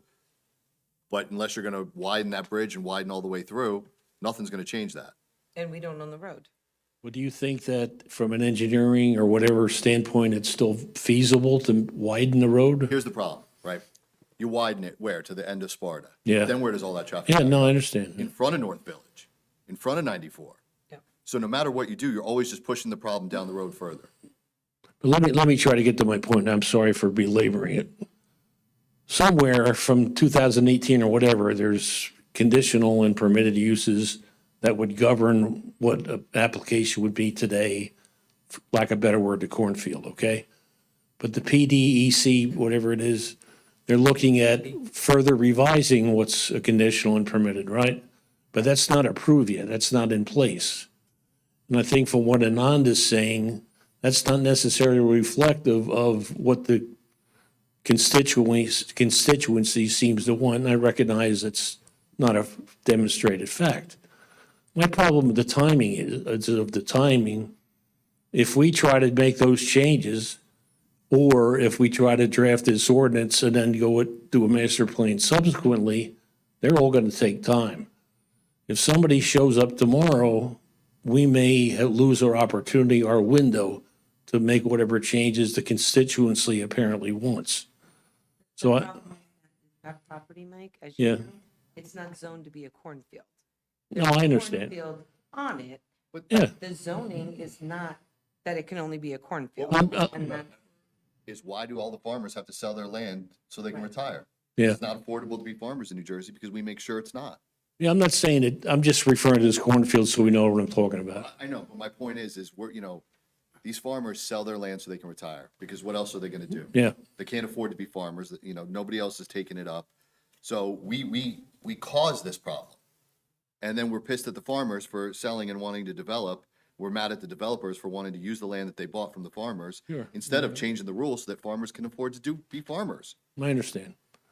But my overall point is it's going to get out of our control. Whether or not you think we need more control, whether or not there is a feasible way to kind of meet the developers' needs and the town's needs and control the sprawl, I don't know what it is. I have no idea.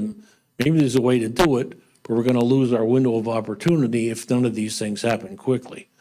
we just have to get it, I mean, again, I'm gonna do some research based on what I saw, to make sure that we're prepared to have these discussions, but we can't act on anything. The planning board needs No, I to know. draft it up and then give it, that we sat on the planning Of board course. together. So, we have to wait for that to come. And, I know they're working really hard to look at all those things. Sure. And a master plan amendment, I'm sure, is the way to, I mean, I have to learn more about, what these things are, but a master plan amendment, changes to the ordinance. The other thing that, we need to be mindful of is someone owns that property that could do anything that is to your point, in that ordinance. And if they've already, I don't know if there's any plans in the works right now. I mean, So well, I don't know. But honestly, you can't change it after the fact. from everything I'm hearing, everyone's gonna go down the road. Nobody's gonna wanna deal with the current atmosphere in Sparta. They're not gonna spend the money to try and develop and just, get dragged out for 2 years. So they'll go down the road. And so we'll get the traffic, we'll get the associated problems, and we won't get the money. And that'll be what happens.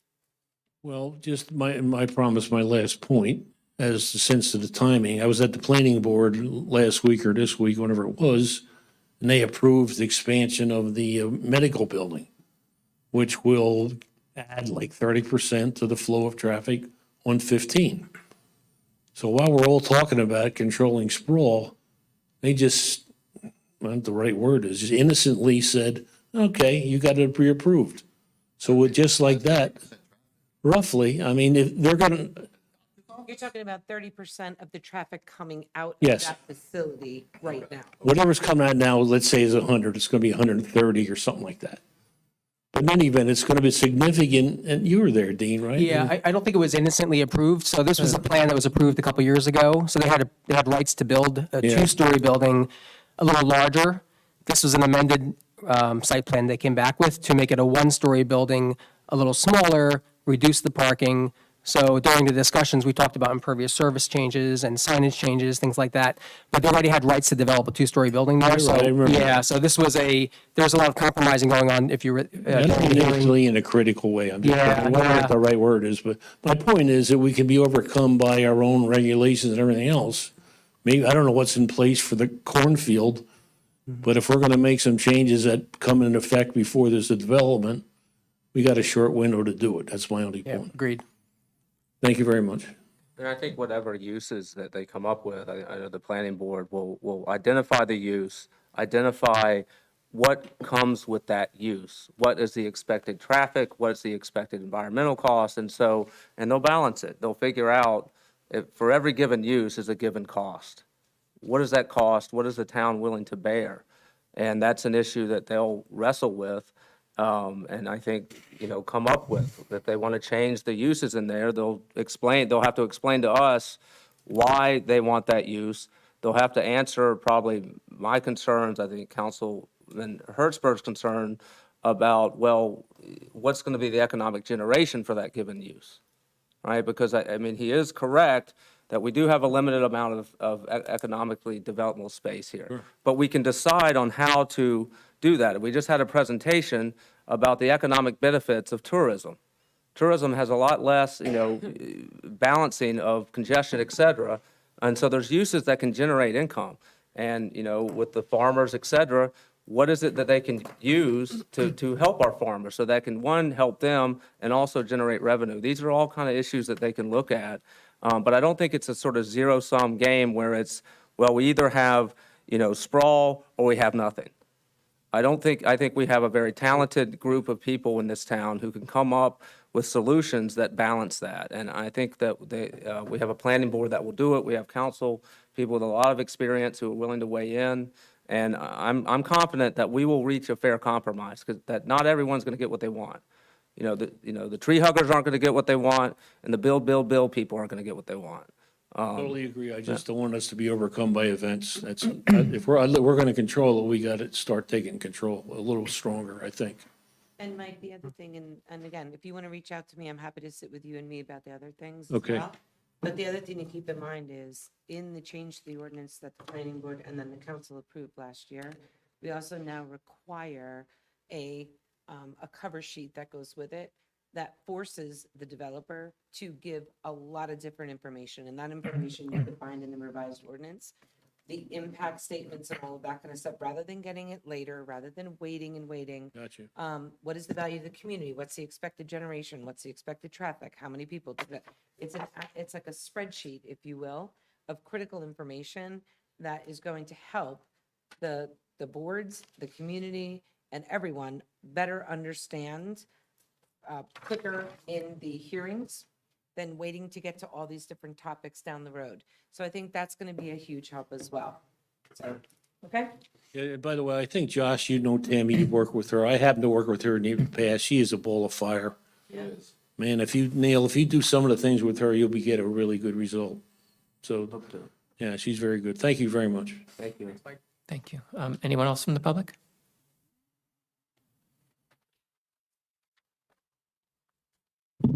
Good evening, Kathy Ebenkhausen, Scudder's Road.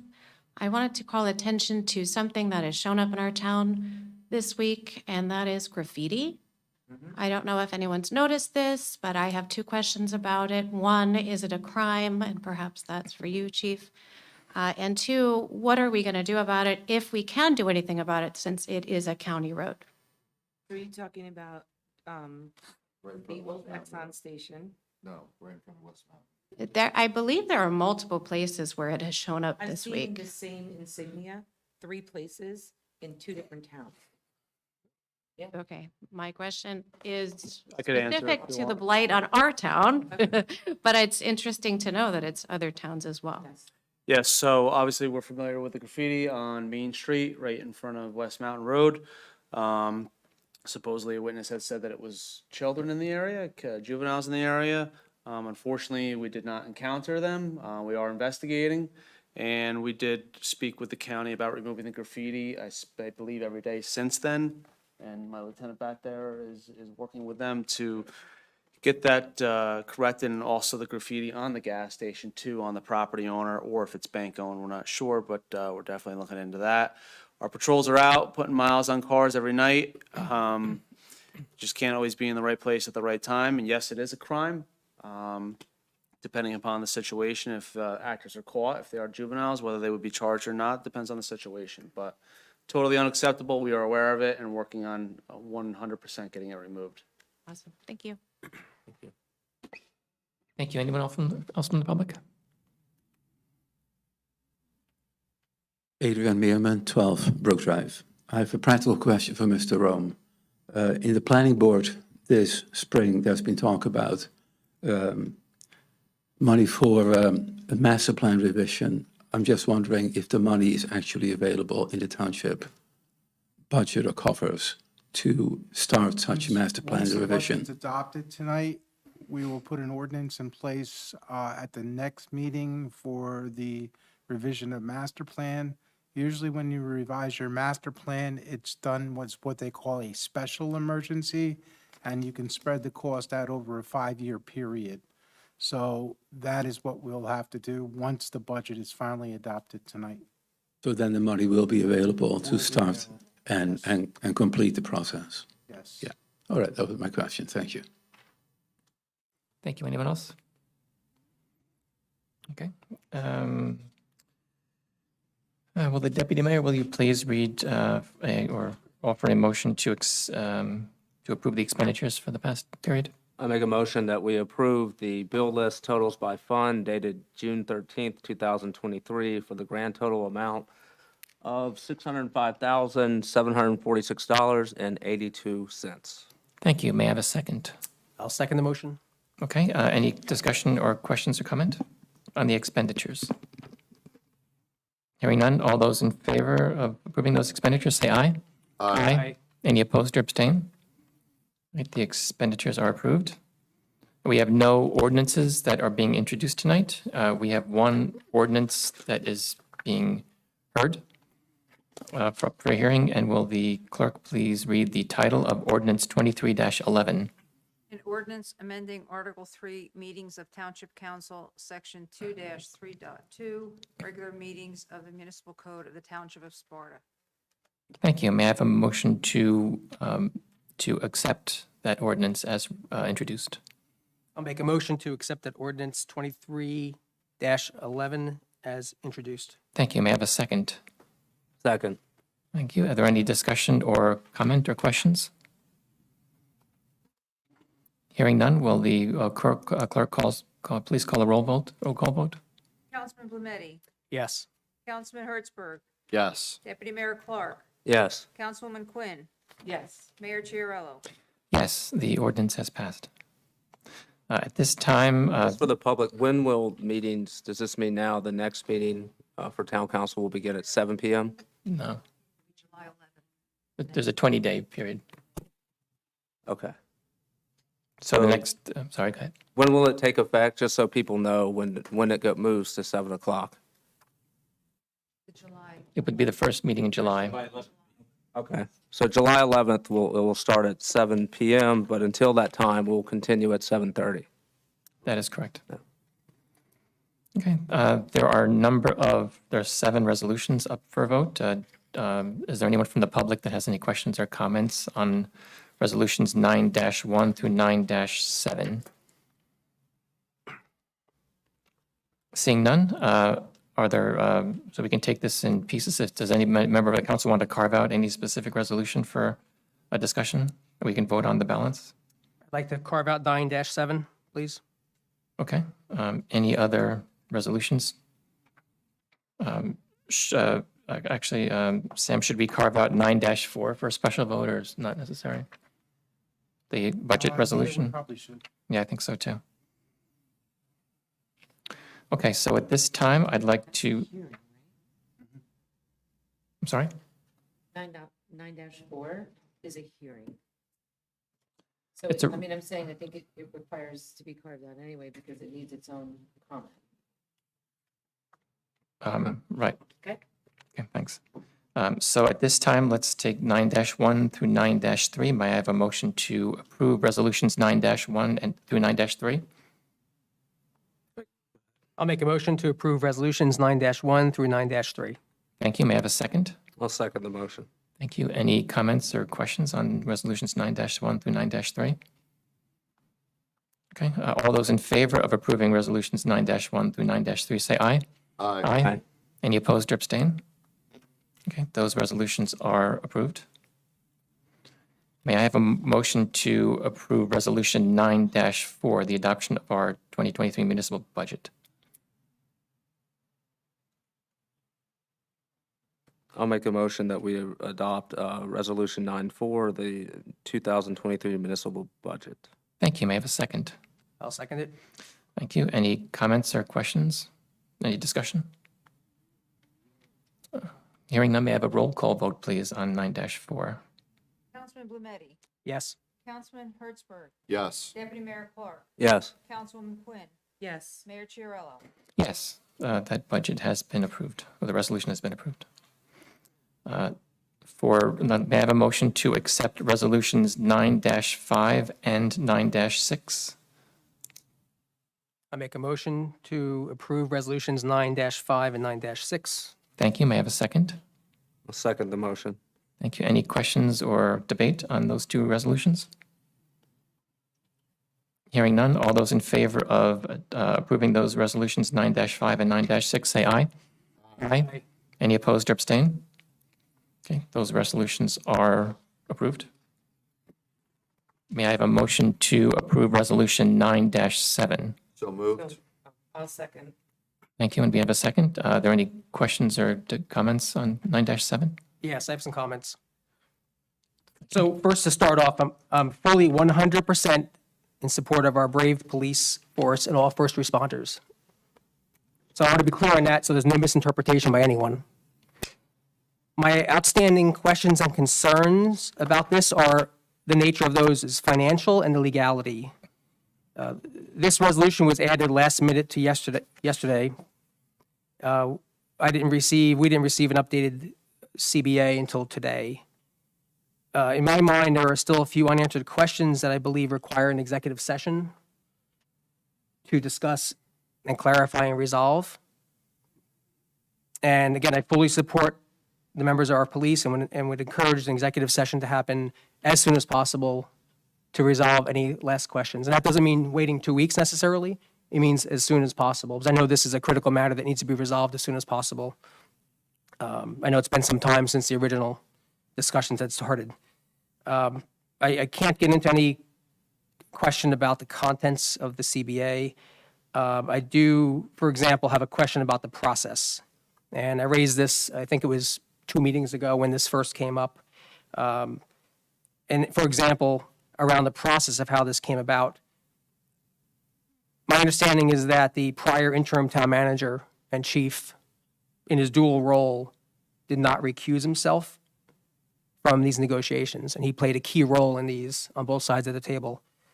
Just from principle, I believe most would agree he had a duty to recuse himself. My understanding is. Wait, Josh, please let me finish. So that is, in my mind, something that needs to be discussed in executive session, and maybe it has no bearing, maybe it does, but that needs to be discussed and clarified and before we move forward to vote on this, in my opinion. I think he had a duty to do so. So I would like to make a motion that we table this to an executive discussion as soon as possible, meaning not waiting the 2 weeks, because I know, again, Chief, this is critical to get done, and I think it's so close. But I have some questions that I have not had the opportunity to ask in another executive session because of the urgency in which this came about on today's agenda instead of having another executive session. I'm going to correct one of your statements because it's my understanding that Sam was in charge of that negotiation and that the interim manager, police chief at the time, sat in as the chief, as they always have. Is that correct, Sam? Yes. So He was the interim town manager at that point, though. And he had Sam run it as the town manager and he sat in as the chief, which has always happened. Every chief has. That makes sense that the chief would be there, obviously. Okay. Yeah. My understanding, My understanding is he made that point at every single meeting. Sam is in charge. I'm sitting in as chief. is that accurate? Yes. Yes. Myself and my assistant. sorry, Sam. Myself and my assistant said it. Okay. Making it sound like there was some kind of impropriety, I don't think is right. And making that public statement. Well, that's the facts that I know, Josh. You know more facts than I do, apparently, which it wasn't Well, mentioned in the, that's why I why I wanted asked an the executive questions. session, so we can, if you know the facts, I said I wanted to clarify a Okay, well, potential then concern. I'm glad we clarified So it. don't criticize me for saying this publicly, because as a resident or as a representative, that's a valid question to ask. And if we don't have that information, how do we know? My understanding to this point was that he was negotiating, he was involved, he was the interim town manager at that point, in the process. So that's a valid question that should normally require an executive session to have a discussion to clarify. Right? I mean, And again, I would ask our attorney, legal counsel to keep us on a path here to make sure that we're discussing what we can and then not discussing what we should not. Thank you. I think you're fine at the moment. Excellent, thank you. I think a question, though, that, Sam, am I right that at the time, given your position, did you report to the interim town manager just on the chain of command? Basically, yeah. So Financially, I took care of negotiations, plotted the numbers and everything else. would it be fair to characterize him as your boss at that time, even though you were directing the negotiations? Was he, for lack of a better word, your boss? Technically. Okay. So I think that, I understand your concerns, Dean. Those were my concerns. But what I did was, I talked to Chief McCarrick. I found out sort of the history behind a lot of our negotiations, because my concern was, okay, well, what would this agreement have looked like but for the presence of this person, right? Is this a deal that would not have been reached but for that? And what I found out was actually probably not, no. That what I found out was this was a good deal no matter what, for the town, for the police officers. And so the presence of this, whatever you want to call it, apparent conflict, didn't have an impact on the negotiations because it was a deal that's actually not as favorable as prior deals. So if you expect there's some type of conflict, the concern the law has is that you're going to get a negotiated deal that you otherwise wouldn't have. And from what I understand, that's not what happened here. And that there was some, like any negotiation, some people got what they wanted, other people didn't. And that, to me, it satisfied in my mind that this was a fair deal for the town and a fair deal for our police officers. And I will just say that if we're going to be generous, let's be generous with our police officers. We all have, we always have to figure out where to balance, costs and expenses. But I'll just say, as a personal matter, they're the people that every day face a risk to their health and safety more than most township employees. And so if we're going to be generous, that's the place to do it. And so that's just my personal belief. I don't know if anyone else shares it. And so while I think we need to give the scrutiny that it deserves, I think we did. And I think that this is a fair deal. And I trust that, with Sam's presence there, my concern too is, how much is this going to cost? And as we know, Sam has balanced this budget time after time after time. And if it was going to break the budget, Sam would have said something. And he didn't. And I trust him, and I think we all can, by his stewardship of our budget. And so, to me, I think that I have the utmost faith in his competence and his professionalism.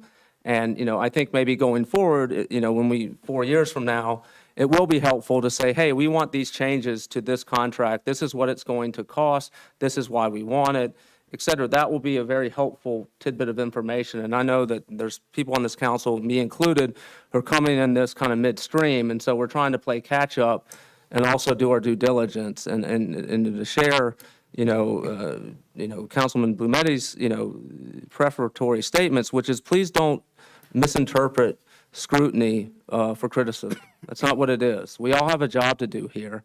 We're all professionals, and we're trying to do the best job we can, meanwhile being answerable to our constituents who will ask, why did you come up with this? And we have to be able to answer that.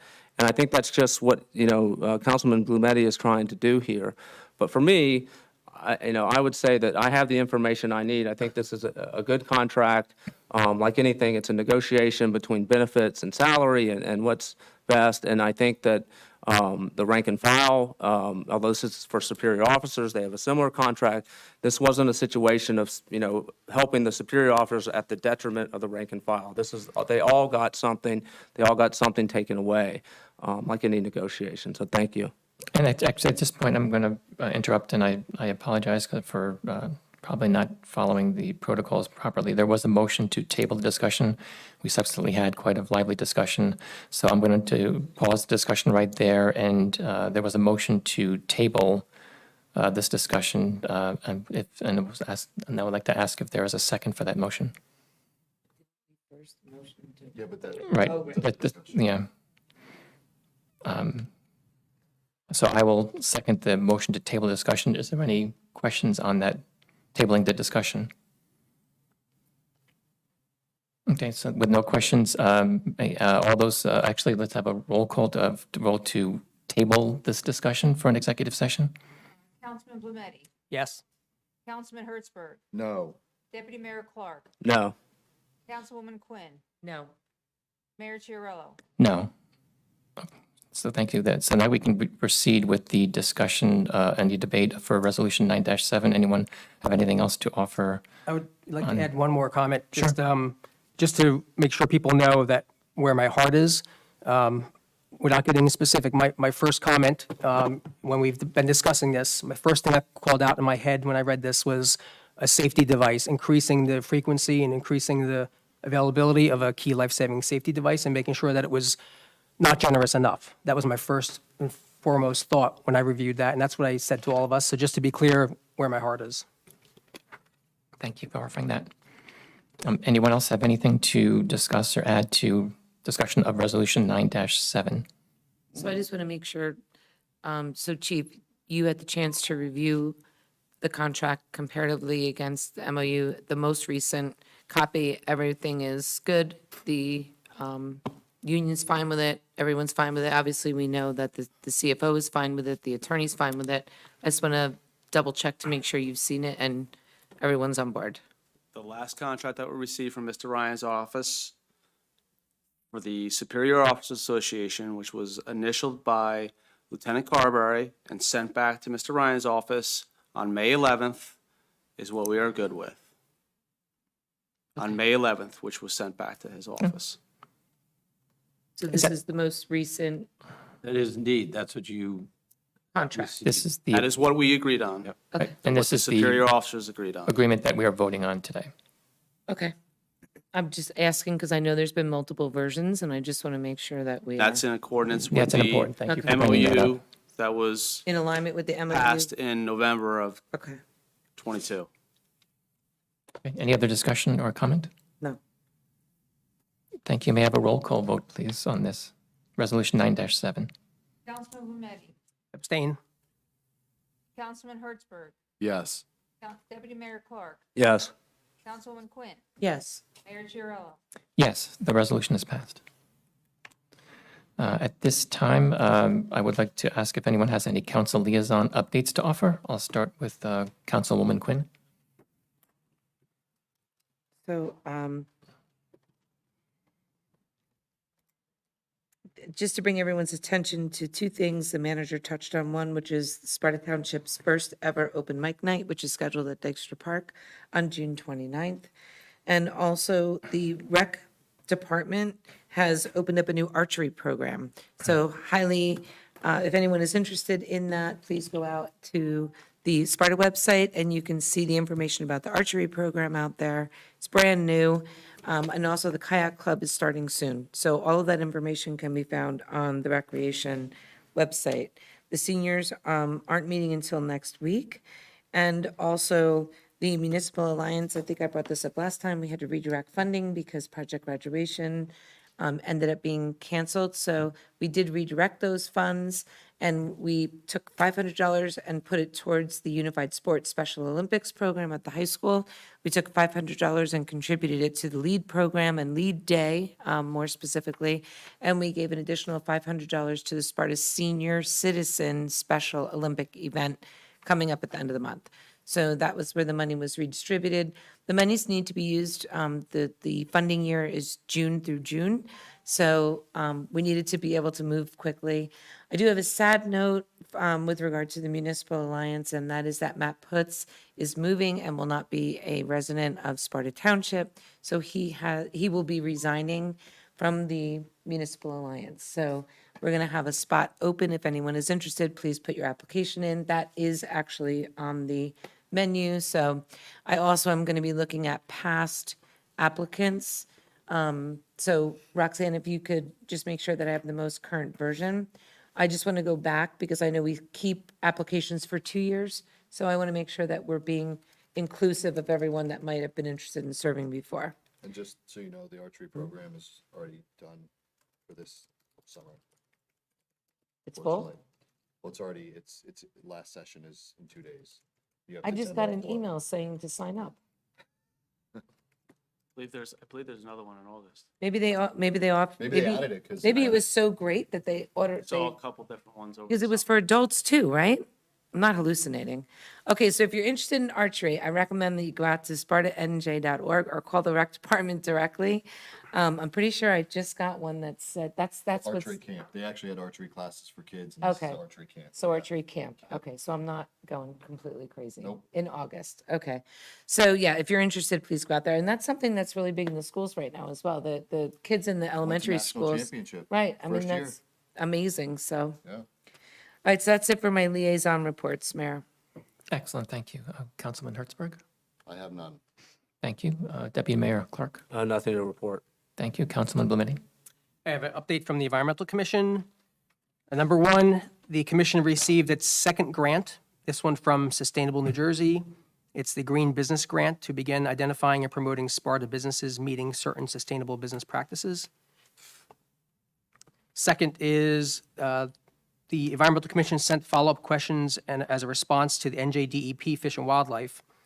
Fish and Wildlife has a plan that they're proposing to apply herbicides in certain wildlife management areas, including 2 in Sparta, to manage invasive plant species.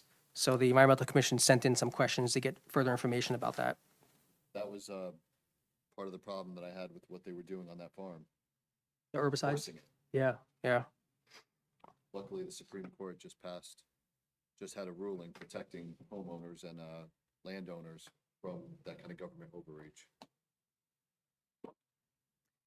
Third is the Environmental Commission reviewed 2 land use applications recently from the Planning Board. One was an amended site plan for Delmar Woodport, which is on Woodport Road, across the street from the light where East Mountain hits Woodport. That's a revised site plan. They're changing the configuration of the building and the use. And also a solar array rooftop system for the high school was reviewed. And I understand there's something else coming for the middle school related to a similar development, or it's a similar project. And then finally, Wait a minute, they want to put it on the roof?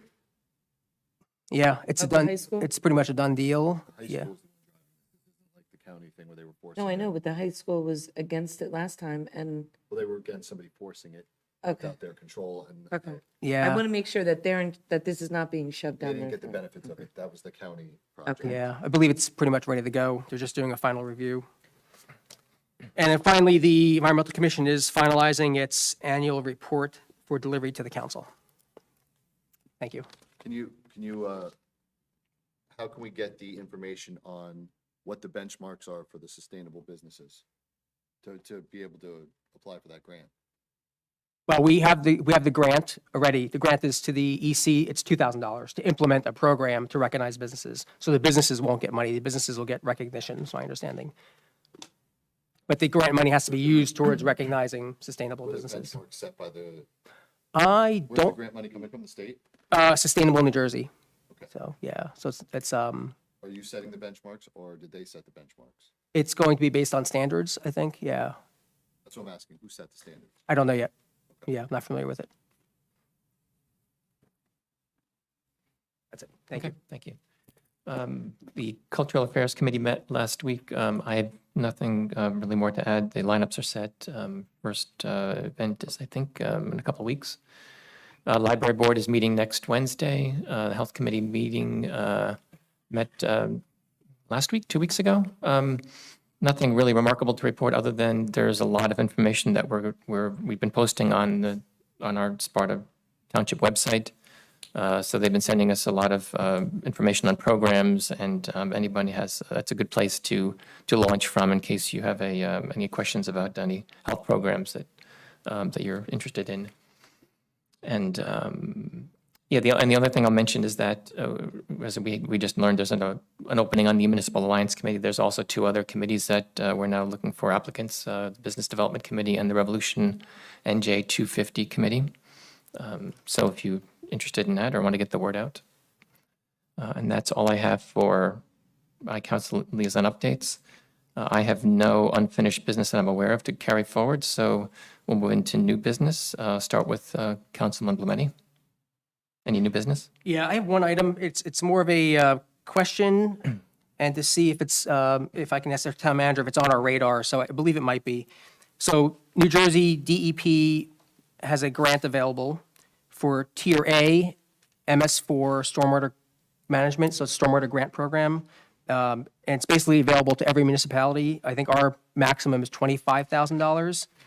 And that's for Tier A, MS4 permit towns Can like I interrupt us. a second? Does that to bring a town up to Tier A standards? No. 'Cause I believe we're already at Tier A. We're Tier A. There are lots of Tier As. Now, it's for stormwater mapping, Okay. outlet So it's maintenance. for Yeah, it's for maintenance and improvement and better understanding of our stormwater system. for municipalities that are already at Tier A. Yeah, Thank so you. stormwater mapping, outlet maintenance, watershed improvement management plans. That does have an expiration date, but it's an extremely simple application. I mean, any of us really in the room could do it. It's one page. Most of the information is just about who you are applying. I think there's one or two codes you have to enter, but it's a very simple application. Don't need a grant writer at all. So I don't know if, Sam, if that's already on our radar to apply, or if we can ask someone to look into it. We still may have the grant writer look at it, because one of the biggest things is the whole format of putting the grant together.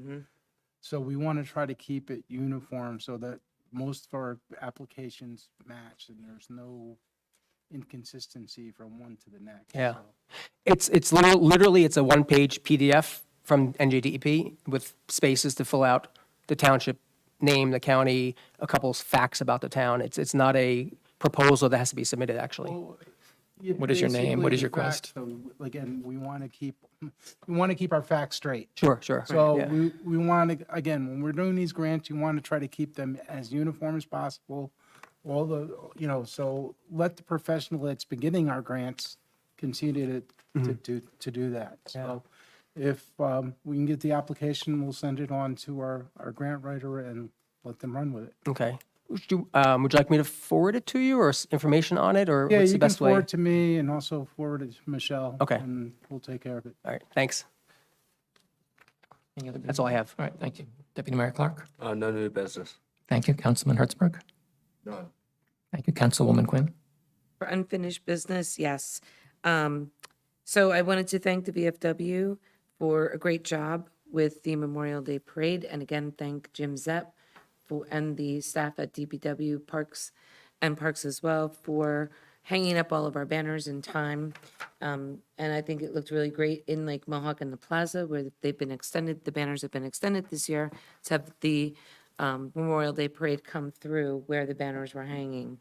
So I think that's worth mentioning.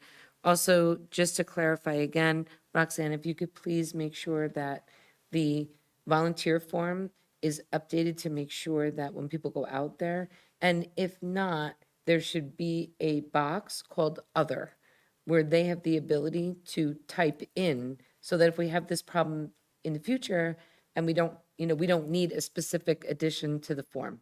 So, also, at the next meeting or thereafter, I mean, maybe we could do this in July, I would like to get an update on the solar redevelopment project, if we could, out by the DPW site, and also the White Lake Field project. So those are things that I'd like to get I think we need an update. It's been a while since we've talked about them. So if we could organize those for sometime in July, that would be great.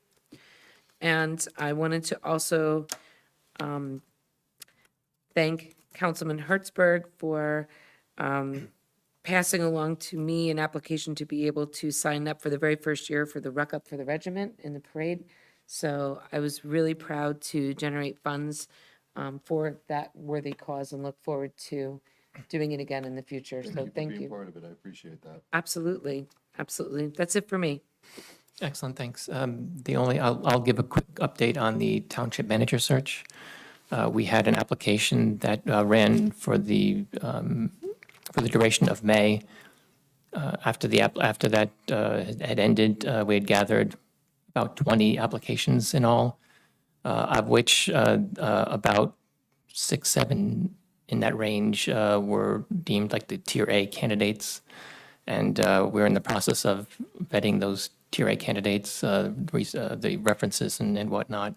And then, we'll bring that to the council to see which one of those things we want, which one of those applicants we want to come in for additional questions or conversation. And from them, we'll choose our next, or make an offer. So that's where we stand. We're getting close. We're probably just a couple of weeks away. And hopefully by the summer, we'll have that position filled. That is all the update I have. Any questions on that? I hear none, so I will turn this back to the public. Does anyone from the public have anything to offer on any topic at all? Are we talking about new business? Oh, we did talk about new business. Yeah.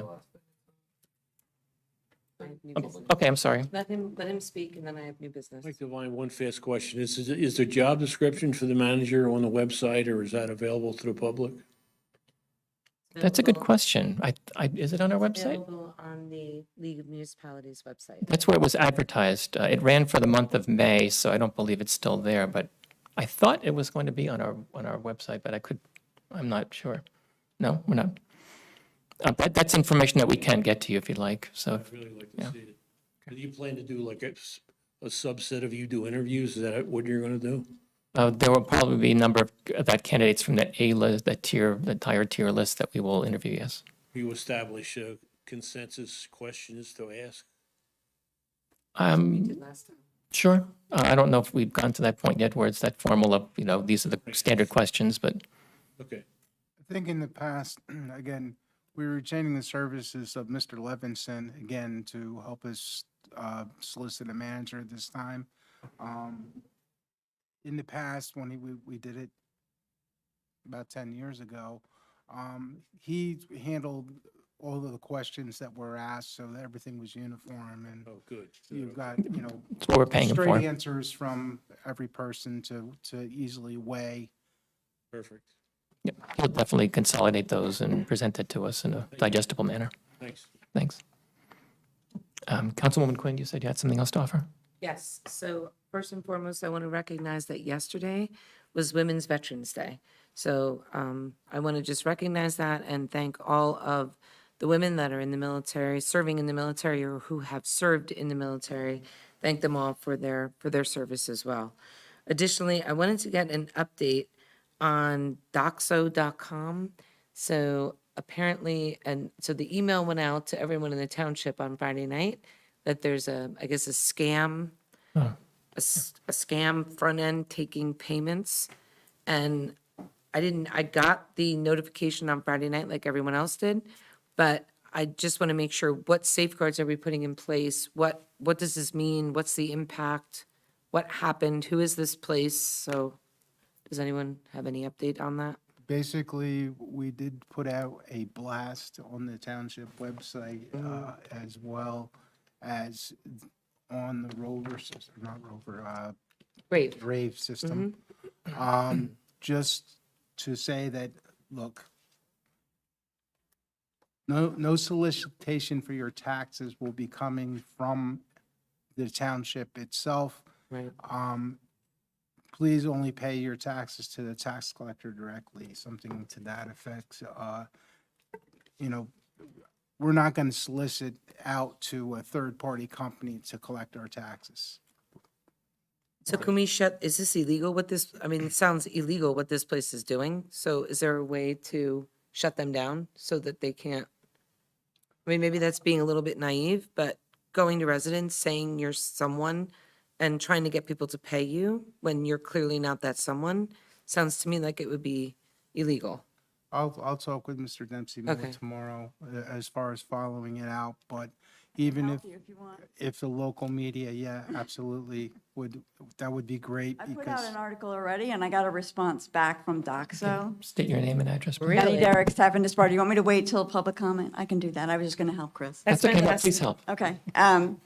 They are a third-party vendor that does collect, and they have nationwide services that they offer, that there are people who use them to pay their bills, not just municipal bills, but all their bills go through, they use this as a bill-paying service. And some residents may be using Doxo for their own purposes and then mistakenly made, or I guess Doxo didn't tell them not to, make their payments through Doxo. And but the township doesn't have a relationship with them. So I can't speak to where that money went, other than the resident maybe having to retrieve it back from Doxo. But what the statement put out by the town made clear, and what I heard from Doxo was, they are a legitimate company, but Sparta Township does not have a relationship with them. So don't make your payments, Sparta residents, to the municipality. If you want to use them to pay your grocery bill or your dog walker, that's up to you. Right. But that there is not a relationship with Sparta. And they were offended by the word scam. FYI. There are a lot of third-party companies out there Yeah. that have services like this, and they will make a payment to whatever source that they're supposed to make the payment to, but they're going to charge you to make that payment. Okay. And where you also run into problems with third-party vendors sometimes is, obviously, everybody knows your taxes are due by the 10th of the month, or you get assess the additional interest. If it goes to a third-party vendor, we may not be getting it until the 12th or the 13th, and then Right. people say, well, I paid it on time, but it didn't come to us on time. And unfortunately, the tax collector has to charge the additional interest. So that's why it's better off to bring the money into here. We have the drop box down in the parking lot that's secured and cambered by the police department. So, again, it's better to bring your money here. And if you make an online payment, you make it through the website, you know you're going to dip in the right place. Yeah, and just with that, I think that there is, if they are representing themselves, that one of the billers that they pay is the Township of Sparta, that would be a misrepresentation. And if they're doing that, that's a consumer affairs problem. There is a division of the New Jersey Attorney General's office that handles things like that.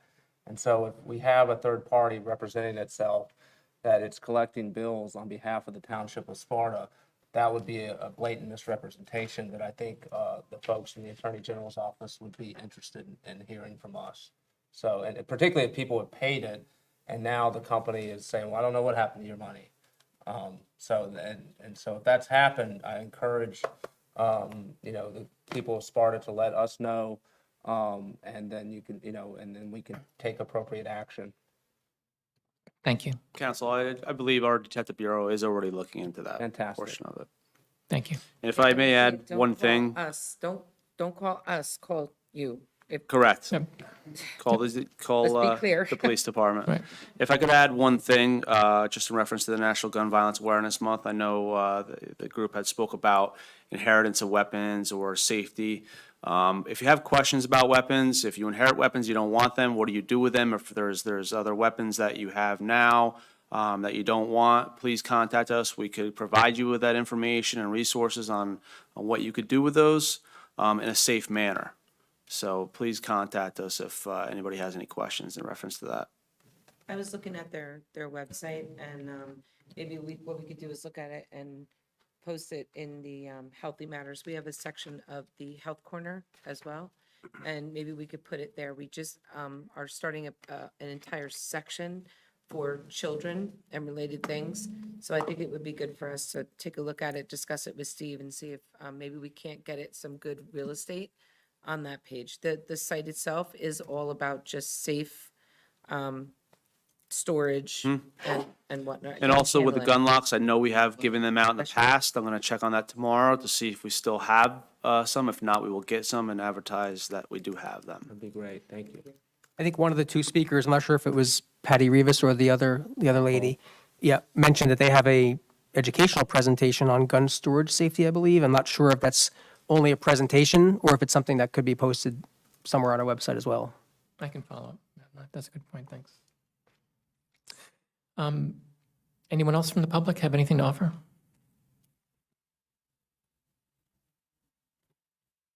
Jenny Derrick, Step into Sparta. Just following up, Christine, kind of in what you were doing.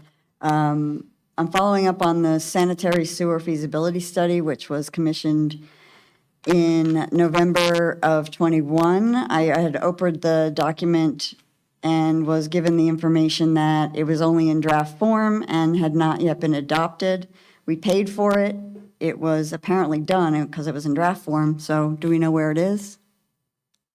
I do not know that. I would have, refer to town manager. Sam? Yes. We're looking for a The sanitary sewer feasibility study of 11/9/21. It was 2 years ago, yeah. I believe that's the one that I asked for. Oh, was that for the connection fees? No, it was a study, it was a feasibility study that we had commissioned a fairly local engineer to do the study for us. I think it was based on trying to figure out what was better for that particular area, especially with the aquifer there, whether it was to pull sewer to that area or whether it was to build a water treatment plant. Yes. We wanted, I'll have to see if I can find a copy of that. That was the one that was done by Mr. Putz. Yes. No, I don't believe so. I believe it was a different firm. commissioned to him, I think they took it, but I think they brought in some. I believe that was a different Third firm. party. When I said from Stanhope, I can send you the specifics of the resolution that set it up, if that's helpful. Yeah, I remember the study now. I just gotta I'll have to find a copy of it. And see Okay. if we have it around. Thank you. someplace. One other thing, do we have an update on Eagle's Nest, the access to the top of the Glen? So I know they did some work up there, so we need an update to know what other work was there, because the last I had heard, it had been, started to be cleared. Everything, there were multiple meetings with the neighbors, we met with everybody was very happy. And unfortunately, some of the key people that were working on that initiative are no longer working with Sparta. So Sam, if we can add that to the list, that's another great one to get an update. I know they were working towards putting in, I believe it was not a huge pavilion, but clearing the trails, making them a little bit wider, and putting some form of shelter with a top on it, but they were going to move it, last I heard, they were going to move it inward a little bit. Okay. So if we could just get an update on that, that would be great. Yeah, I'll call Gene tomorrow. Perfect. Thank you. Yeah, because they were doing like a pavilion or something. A pavilion, yeah. Thanks. okay, anyone else from the public? Okay, may I have a motion to adjourn? So moved. May I have a second, please? I'll second. All those in favor say aye. Aye. We are adjourned. Thank you.